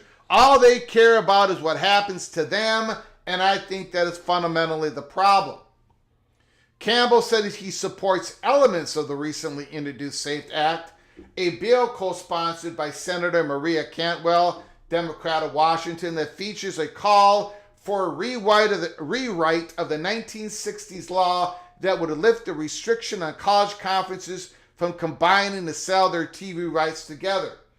Campbell told attendees that the move could be worth $7 billion and said commissioners had said to him privately that they know a modification of that law would generate more revenue. But I don't want to give up control of my own media rights negotiation. That is what he says the commissioners have told him in private. Greg Sankey, the commissioner of the Southeastern Conference, told the Associated Press those conversations with Campbell never happened. I have never stated publicly or privately that pooling media rights would increase revenue, nor do I believe that it would, Sankey said.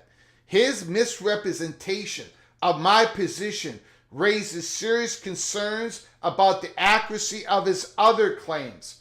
His comments reflect a fundamental misunderstanding of the realities of college athletics.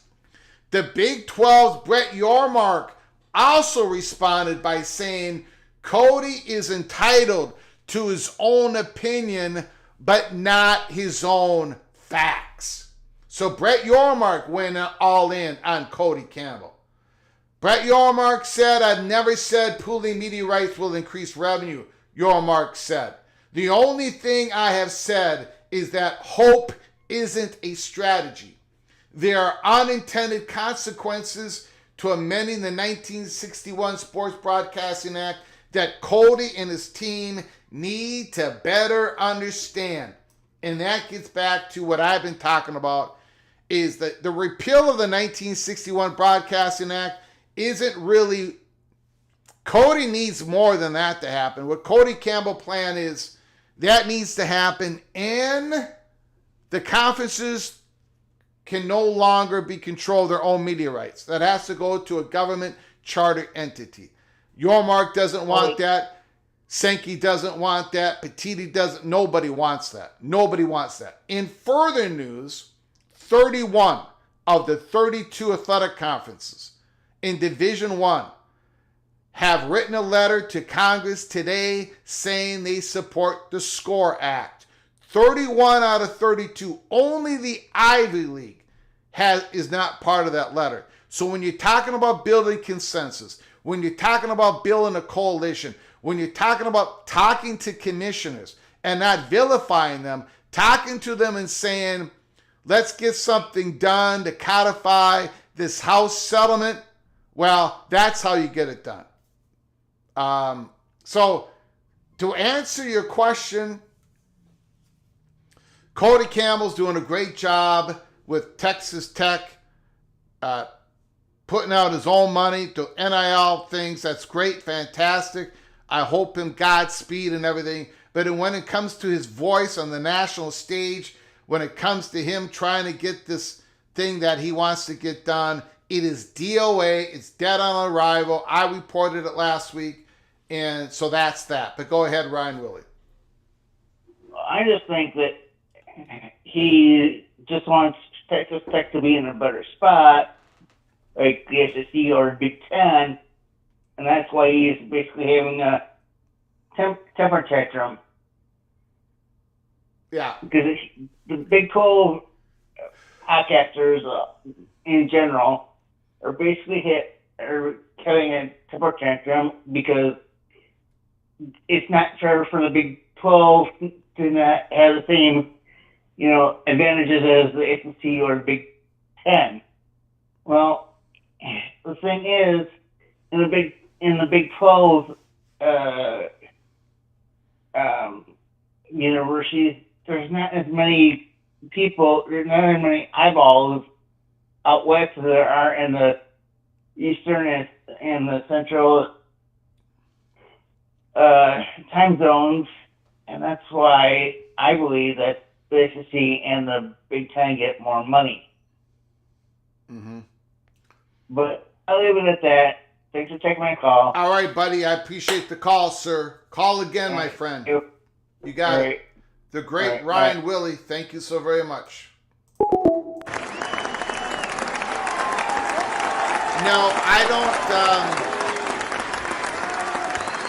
I do not believe Cody Campbell is causing problems for Texas Tech. I think Cody Campbell's doing a great job for Texas Tech, obviously. Not just him, but the boosters, the program, the fan base. Great job, Texas Tech.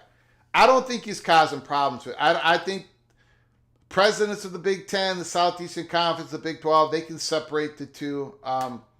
Texas Tech is a very valuable university, and I think Cody Campbell's making it better, not worse. I don't think Cody Campbell's causing a problem for Texas Tech. I think he has been a positive effect on Texas Tech. I have never gone out. Everything Cody Campbell's doing, I support whatever he's doing at Texas Tech. Great job. His idea I don't like his idea. That's all I have. His idea does not work, in my strongly held opinion. Call from Tristan 5. Tristan 5, the floor is yours. First of all, Tristan, can you hold on 1 second? Yes. I do see Mary Cantwell. I read her. Mary Cantwell sent a letter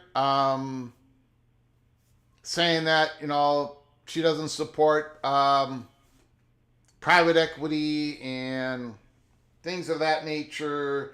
And if the Big Ten does the deal, it might affect their non-tax status, whatever. I don't know. I don't know what to think of it. I don't know if it's that big a news story, to be honest, because, again, there are reasons for me to be. I might be against this deal once I hear more details, if it happens. For me, it's up to the Big Ten enterprises. I want to know what this construct looks like. But having said that, just because a private capital investment comes in, that's not going to be illegal.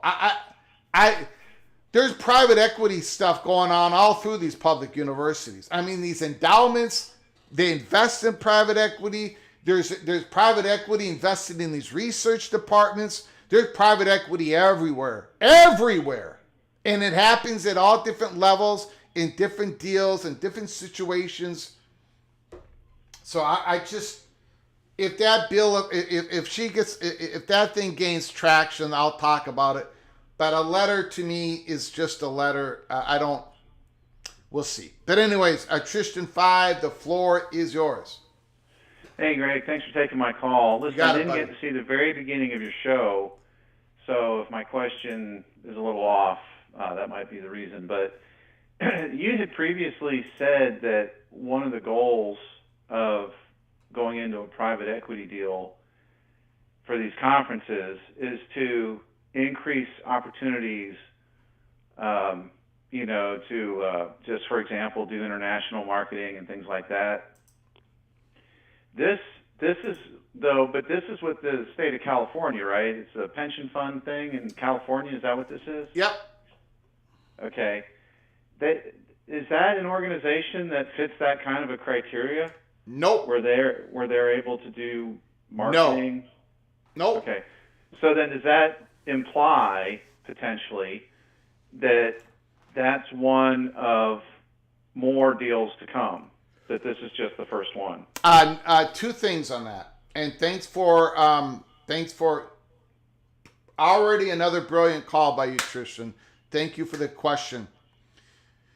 Two things on that. One is I think there is something going to happen here in the future. There's a lot of chatter between. I think there's going to be. I do think there's going to be a partner joining the Big Ten. I don't know who it is. I think it's going to be a massive story. That's the chatter. So maybe that element is going to come into this in a different way than I would have thought. Number one. Number two is, you're right. This is just a straight cash homie type of deal, and it's a passive investor.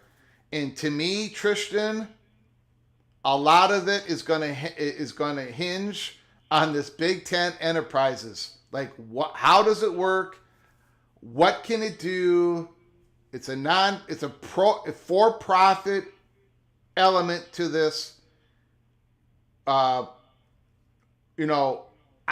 need to know what that is. What strategic positive elements can this Big Ten Enterprises give to those 18 institutions? I do not have the answer, and if I don't get the answer I'm looking for, I'm going to be against this deal. But you're absolutely right. This at first blush, this is not a strategic partnership type of deal.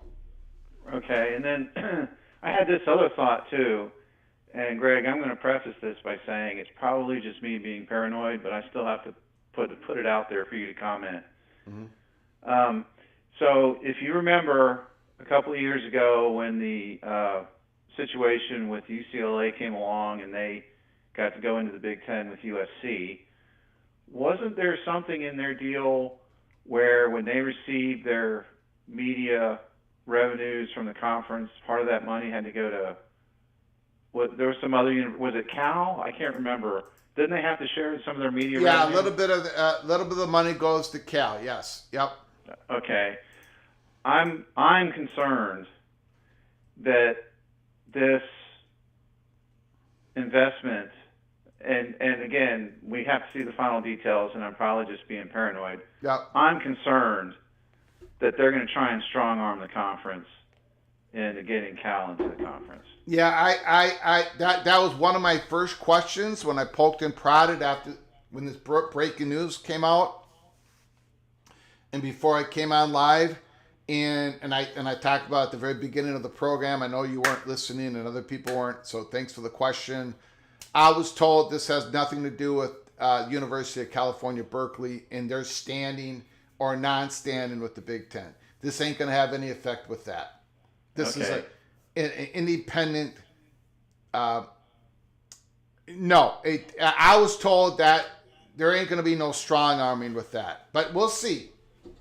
Yeah, well, they can say that up front until they sign on the dotted line, right? Yeah. And then, so the last thing is, I know none of us knows, but how long do you think it would be until? Because clearly the SEC is going to have to do something similar just to keep pace with what the Big Ten is doing. Yes. Yeah. They're blazing a trail here. How long do you think it'll be before the SEC announces a similar deal? I would not. I would say that's a great question. This type of deal really started in July, August, September, October, and it's really accelerated. I'm going to go. After your phone call, I'm going to go through a report here by ESPN. This deal has accelerated over the last couple of days. So the SEC might have some deals in front of them. They're going to evaluate this Big Ten deal. They're going to go over the top on it, I'm sure. And so there's going to be a bidding war. And, I think there's a lot of variables that are involved in the timeline. But I would guess within the next 3 to 6 months, I think it will probably be made. But that's just a guess. Yeah. Okay. Hey, listen, Greg, keep up the good work, and I'll talk to you later. I appreciate it. Thank you so very much, sir. Great call. Great call. Going to ESPN real quick. Pete Thamel, Dan Wenzel. who broke the initial story of the Big Ten talking to Global Management, Aries, and Sixth Street. Well, it turns out that none of those three sounds like at this point is part of this deal. At this point, things could change. The Big Ten is closing in on voting on a private capital agreement will infuse league schools with more than $2 billion. There's been momentum within recent days for a deal to push forward, and the structure of the complicated agreement is coming together. A vote is expected in the near future, and if there's a vote, that means it's going to happen. You don't vote unless you know you have the votes. So if a vote is expected, that means it's expected for this to actually happen. And when it happens, I'm going to go on live as soon as I possibly can. The framework calls for the formation of the new entity, Big Ten Enterprises, which would hold all league-wide media rights and sponsorship contracts. So the Big Ten Enterprises would hold the league-wide media rights. Fox would not. It sounds like. Again, ladies and gentlemen, I don't want to be I don't want to be inaccurate, but then again, this is college football peek around the corner. We gave you the peek on private equity, private capital coming in. I want to give you guys another peek. I'm trying to give you another peek of something else. Big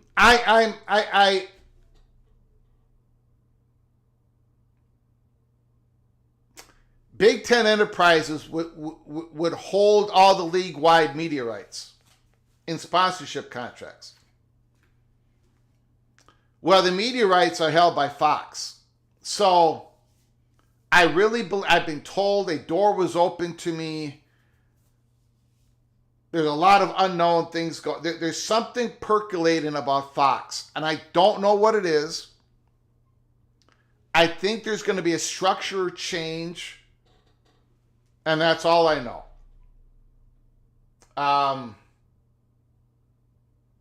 I think there's another train coming down the tracks.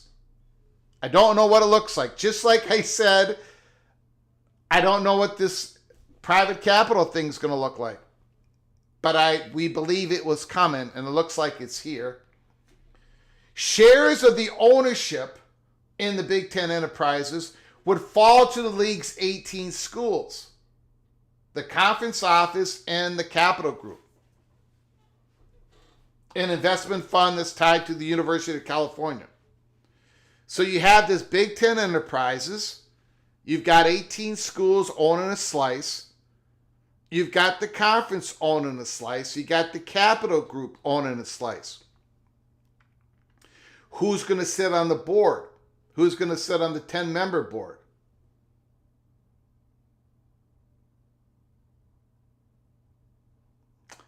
And the pension fund is not a private equity firm. The UC fund valuation proved to be higher than the competing bids. This has been attractive to the Big Ten and its schools, according to sources. And as we have reported the last few days, and this turned out to be accurate, we were told that the major the major thing about the Michigan and Ohio State is they believe that the entire deal should be over $2 billion. Well, it turns out that the UC fund valuation is somewhere around $2.4 billion. So that's more money in the Buckeyes and the Wolverines' hands. A source familiar with the deal said there's been momentum in recent days, but the league is still working with leadership to make a final decision. The exact equity amounts per school in the Big Ten Enterprises is still being negotiated. There is expected to be a small gap in equity percentage between the biggest brands and others. However, it is likely to be less than a percentage point. And that, again,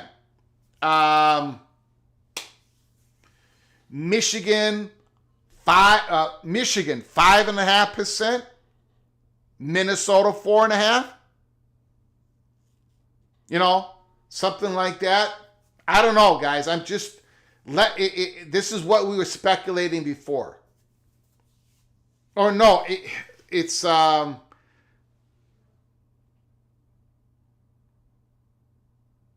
actually it would be less because the private the UC investment would have 10%. So now you're just working with 17 slices. I'm sorry, that's not right. 19 slices among the 90% that is left. So it's less than 5%. Anyway, there's not going to be this huge equity percentage difference among the schools. But that's not going to be the only difference among the schools. There's also going to be the next media rights. There's going to be a difference among the schools.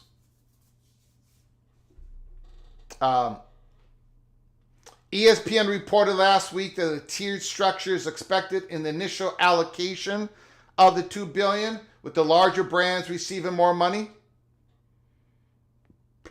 The grant of rights go to 2046. Traditional conference functions are expected to remain with the conference. Any decision-making within the Big Ten enterprises would be controlled by the conference. The UC Pension Fund would receive 10% stake in Big Ten enterprises and hold a typical minority investor rights, but no direct control.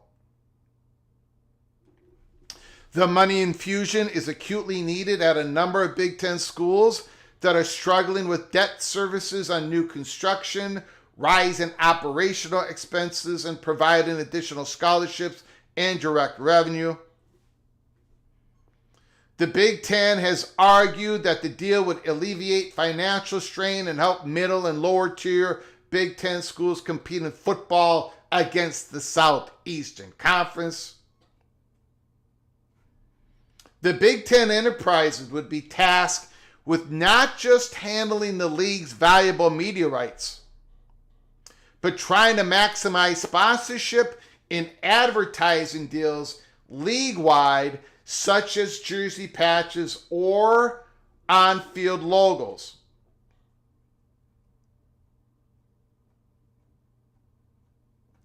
The deal has not been without its detractors.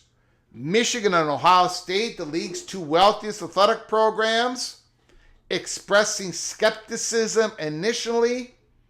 Each school has been hit with a significant lobbying, not just from league office, but also other conference members to come to an agreement. Okay, so that's it. That's the ESPN's reporting of it today.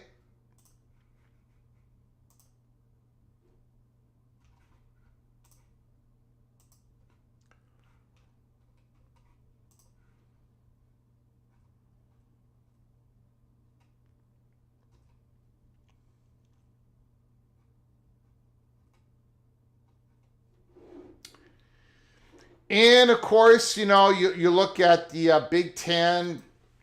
They sponsor more sports than the other conferences. They have more expenses. They don't want to cut those Olympic sports.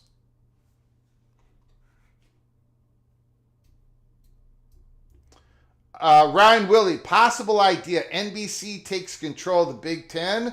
Notre Dame joins the Big Ten. No more big noon kickoff. Thank you for the $5 holler, Ryan Willie. I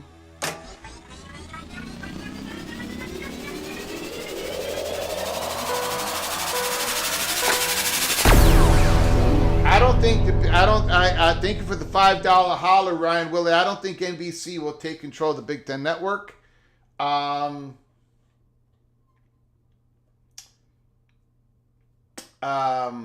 And there's going to be plenty of big noon kickoffs in the future because that is where the money is at. The advertisers love that big noon kickoff. It isn't just about, again, it's not just about viewership numbers. It's about the ad rates. It's about the ad rates. Thank you for the $5 house. I think the Big Ten Network now is going to be on the Zone, a streaming platform for international and for the Middle East. And I think if anybody is going to take more control of Big Ten media, with Big Ten Enterprises holding the media rights, if anybody's going to take more control from Fox, if Fox is willing to do it, it's going to be a big streaming giant, or in my opinion, it's going to be CBS because of the Skydance Global management and what they're trying to do. I don't think NBC, the Big Ten, the Notre Dame thing obviously is a big, big thing. Still Austin, thank you, Ryan Willie, appreciate it. Greg, it sounds like you can move your percentages up to 90% that this deal happens. I could. I may have to.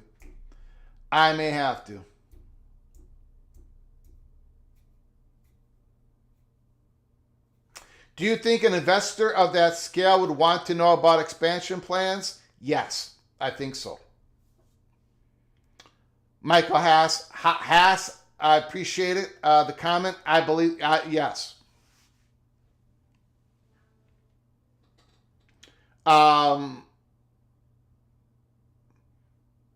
think there has to be some understanding of valuations.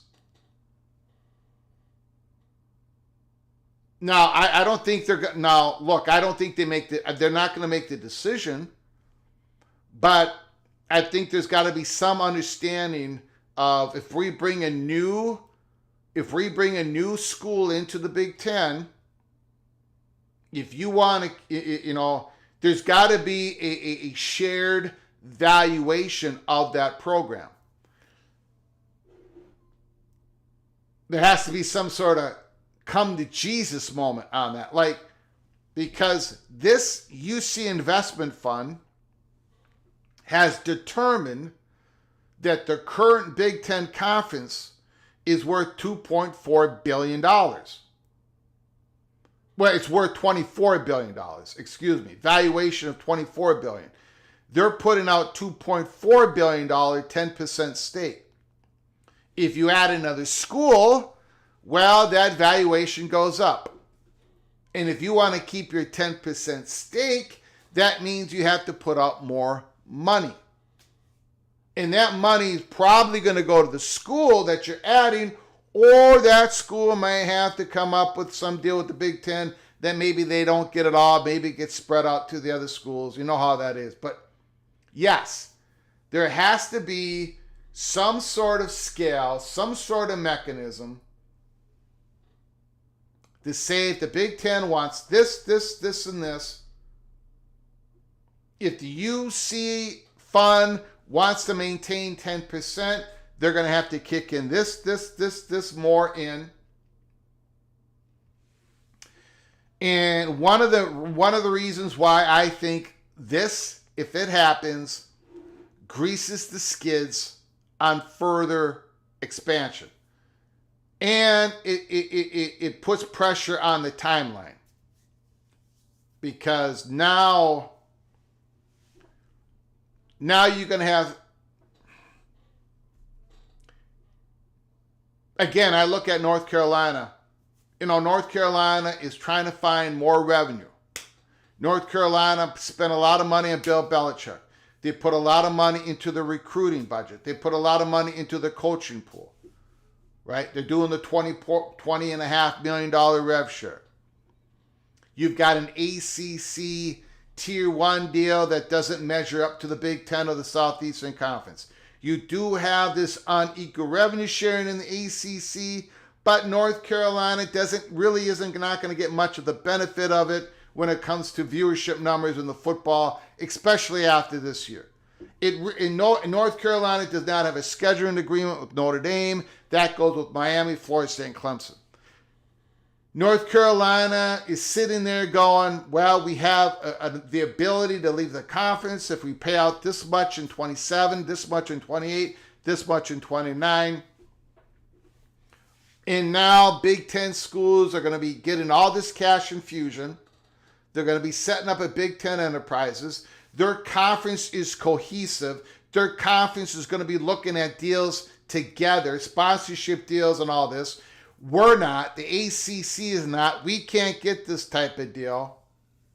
I just think when this deal happens, and when if it happens, and if the Southeastern Conference follows up with their own deal, North Carolina, Virginia, Georgia Tech, Duke, Clemson, Florida State, Miami, Stanford, Utah, Kansas, it is all out. It's going to be all out saying, this is what we can do for you, Big Ten. This is what we can do for you as we want in. What do you want us to do? And then the Big Ten and the SEC, there could be some bidding wars going on, but things are going to heat up. I mean, every day since the ACC settlement happened with Florida State and Clemson, we have said that was a massive victory for Florida State, a massive victory for Clemson. I have also said that nothing is imminent. Nothing is done, nothing is settled. We're not in that environment. We are not. We're not. But if this deal gets done officially by next week, we go into that environment. And the Holy Smokes Theater is going to open up the popcorn, no cheeseburgers, only hamburgers, no cheeseburgers. It's going to be flying off the shelves, the popcorn stand, it's going to get crazy. If this deal happens by the end of next week, it's going to get crazy. And I know it's happening during the season. I cannot control that. Right? We talk football. We made our picks. We've been talking about all these games. We are going to continue to cover everything in college football like we've always done here at Peek Around the Corner. But Dr. No, Greg Pflugar, Dr. No, I'm not going to be Dr. No anymore if this deal happens officially. It's getting real serious now.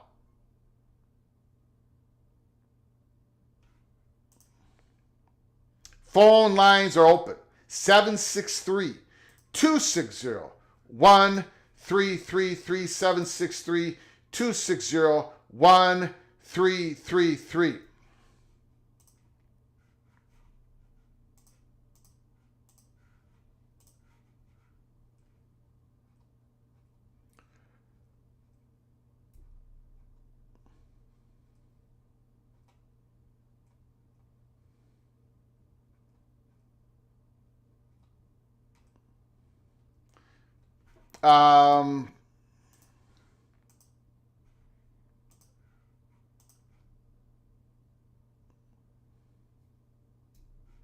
I want to thank Caleb Ramirez, Ryan Willie, Expedition Greg, Heartbreak 25, MBM, and Christopher Hooter for your donation. Help us keep the lights on. I very much appreciate it. Thank you guys so very much. We've had quite the day here. DAZN adds college sports content from Fox and Big Ten Network for non-U.S. markets. We talked about the huge news that the Big Ten is nearing a decision on the $2.4 billion deal with the California Pension Investment Fund. Holy smokes. We've also covered the news that Greg Sankey and your Mark not too happy with Cody Campbell. Not too happy at all. We've covered it all here. If you want to get in, the phone line is open, 763-260-1333. Give us a call.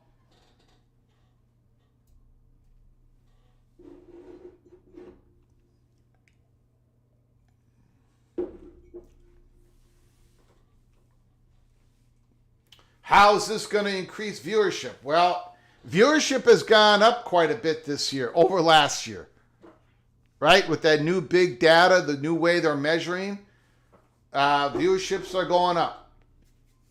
And remember, not all viewership numbers are the same. You cannot, sometimes 800,000 views in a game is worth more than 1 million views in another game. So keep that in mind. Flugar, Vox, Quindaro, Rock, Chalk, Jayhawk. What would Kansas have to offer the Big Ten to climb the candidates list? Well, let's negotiate, Vox. Let's negotiate. Right now, you represent Kansas. I represent the Big Ten.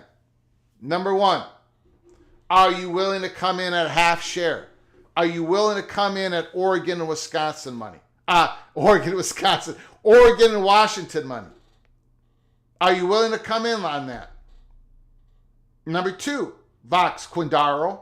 Number two, UC Investments have you pegged at $120 million. $120 million. Are you willing to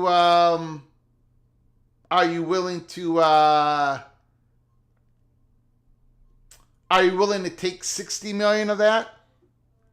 And the Big Ten schools take the other $60 million? So you got $60 million in the investment fund. You are willing to come in at half shares? Are you willing to do that, Vox Quindaro? If you're willing to do that, maybe you move up on the candidates list.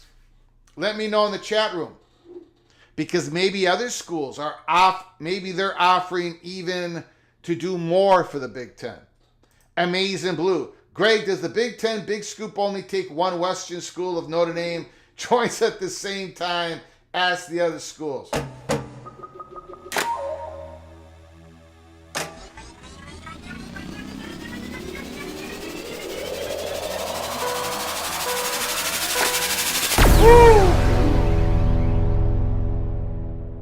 I don't know. I mean, I do not know, Amazing Blue.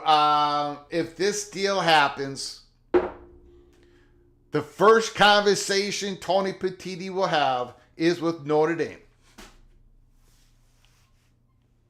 If they haven't already had conversations about this. Because of Notre Dame, they are written into the current media contract. If this deal happens, Notre Dame, there is a number attached to Notre Dame right now as we are sitting. If there's any schools, it's an independent and it's number one target. If there's any schools that have an official number attached to Notre Dame, to any school, it's Notre Dame. The number that they would get on the cash infusion, the number they would get with a stake of the conference of the Big Ten enterprises, and the number that they would get in the media deal. If there's any school that has these numbers already written up or quickly written up once the final deal materializes, it's Notre Dame. That's the first call that Tony Petitti has on the line. And then depending on what Notre Dame says, they're the biggest domino piece. Everything flows after Notre Dame. So does Notre Dame want to name a school? Will the Big Ten allow Notre Dame to name a school? Will the Big Ten says Stanford? Well, if they go Stanford, then the Big Ten, if it's a big scoop, because that's part of your question, the big scoop, then I think the Big Ten goes to the Southeast. But Notre Dame is the biggest domino. And they might reject the Big Ten again. But I don't think they would reject the Big Ten based on philosophy. Because as I said earlier in the program, Captain Jack Swarbrick, the longtime athletic director of Notre Dame, wanted a Super League that had the same structure as what the Big Ten is doing right now. So if Notre Dame says no, it's not based on philosophy. It's just based upon they just don't want to join. But my goodness, are they going to get behind the Buckeyes, the Wolverines, the Nittany Lions, and a few other Big Ten schools when it comes to resources? Big Ten is too arrogant. Stop with Notre Dame naming the school. Jose, Notre Dame, UNC, then Utah.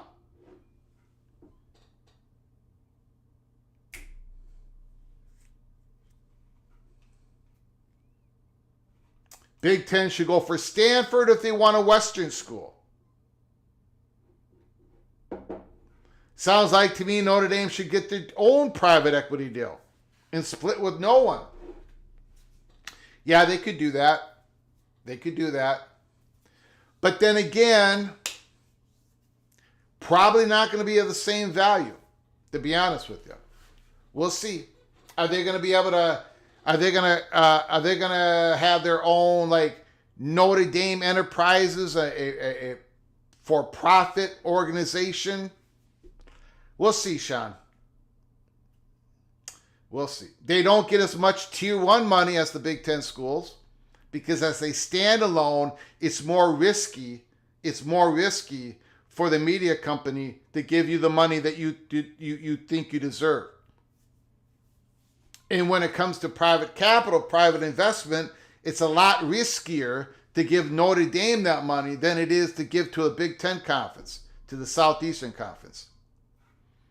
Morris, I think that very well could be in play. If this deal happens, the Big Ten might be the one that pulls the trigger first. Could be. I think a lot of that would have to do with Notre Dame. But yes, it could be. More schools mean more money is split more ways. Again, there is so many examples of the Longhorn Network, right? The Longhorn Network, the Texas Longhorns did not have to share that with anybody, except they did have to split it with their academic part of their school. But the Longhorn Network failed in comparison to the SEC network. The Longhorn Network was losing money for ESPN and Disney. The Longhorn Network was going to shut down one way or the other. Texas, it wasn't worth it. Why? Because they did not have enough live content for the Longhorn Network. The Southeastern Conference Network was so much more valuable to Texas A&M than the Longhorn Network was with Texas.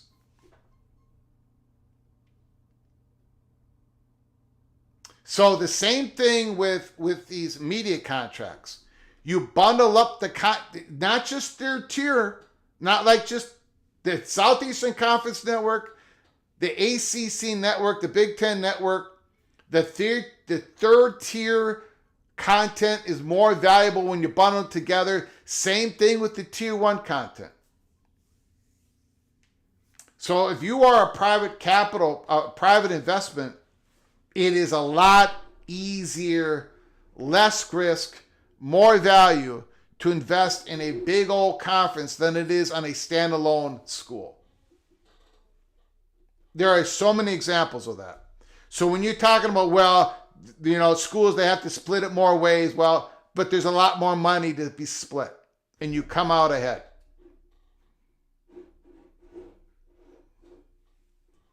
Okay, guys, I appreciate it. You guys coming on in. Looks like nobody wants to call. We had a few great phone calls, but we are going to shut down the line.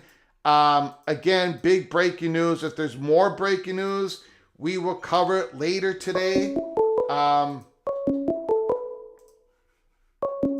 Sorry, guys, we're shutting it down. We gave a lot of opportunities for people to call. Again, I want to thank you all for joining us. Thank you for the donations. Again, I want to call those people out. Amazing Blue, Ryan Willie, Christopher Hooter, MBM, Heartbreak 25, Expedition Greg, Caleb Ramirez. I appreciate you guys' generosity. It helps us so very much. I want to thank everybody for all the comments. Smash that like button before you leave today. Smash that like button. It helps us with the YouTube algorithm so very much. And of course, the great phone calls we receive. Keep your head on a swivel. Buckle up. This weekend is going to be fascinating. We are going to be doing watch parties this weekend. We do not know which one yet. Again, you've got to subscribe to our channel and you got to turn on those notifications so you will get notified when we come on live. This is a massive, massive story. And if it actually happens, if the Big Ten actually signs the deal, more is coming, more conferences, more deals, not just in the Power Four, but in the G6. And I think this speeds up realignment. The timeline definitely gets sped up quite a bit. So buckle up, brace for impact. We are going to be spending time in the Holy Smokes Theater. And I think we're going to have to add on a few more schools. They're going to be standing on the stage. They're going to be sitting in the front row, as Bob Uecker would say. So big times are coming. I appreciate you staying with us here at Peek Around the Corner. Until next time, from all of us at PATC, to all of you, please, please, you all take great, great, great care of each other. And as always, God, family, Golden Gophers.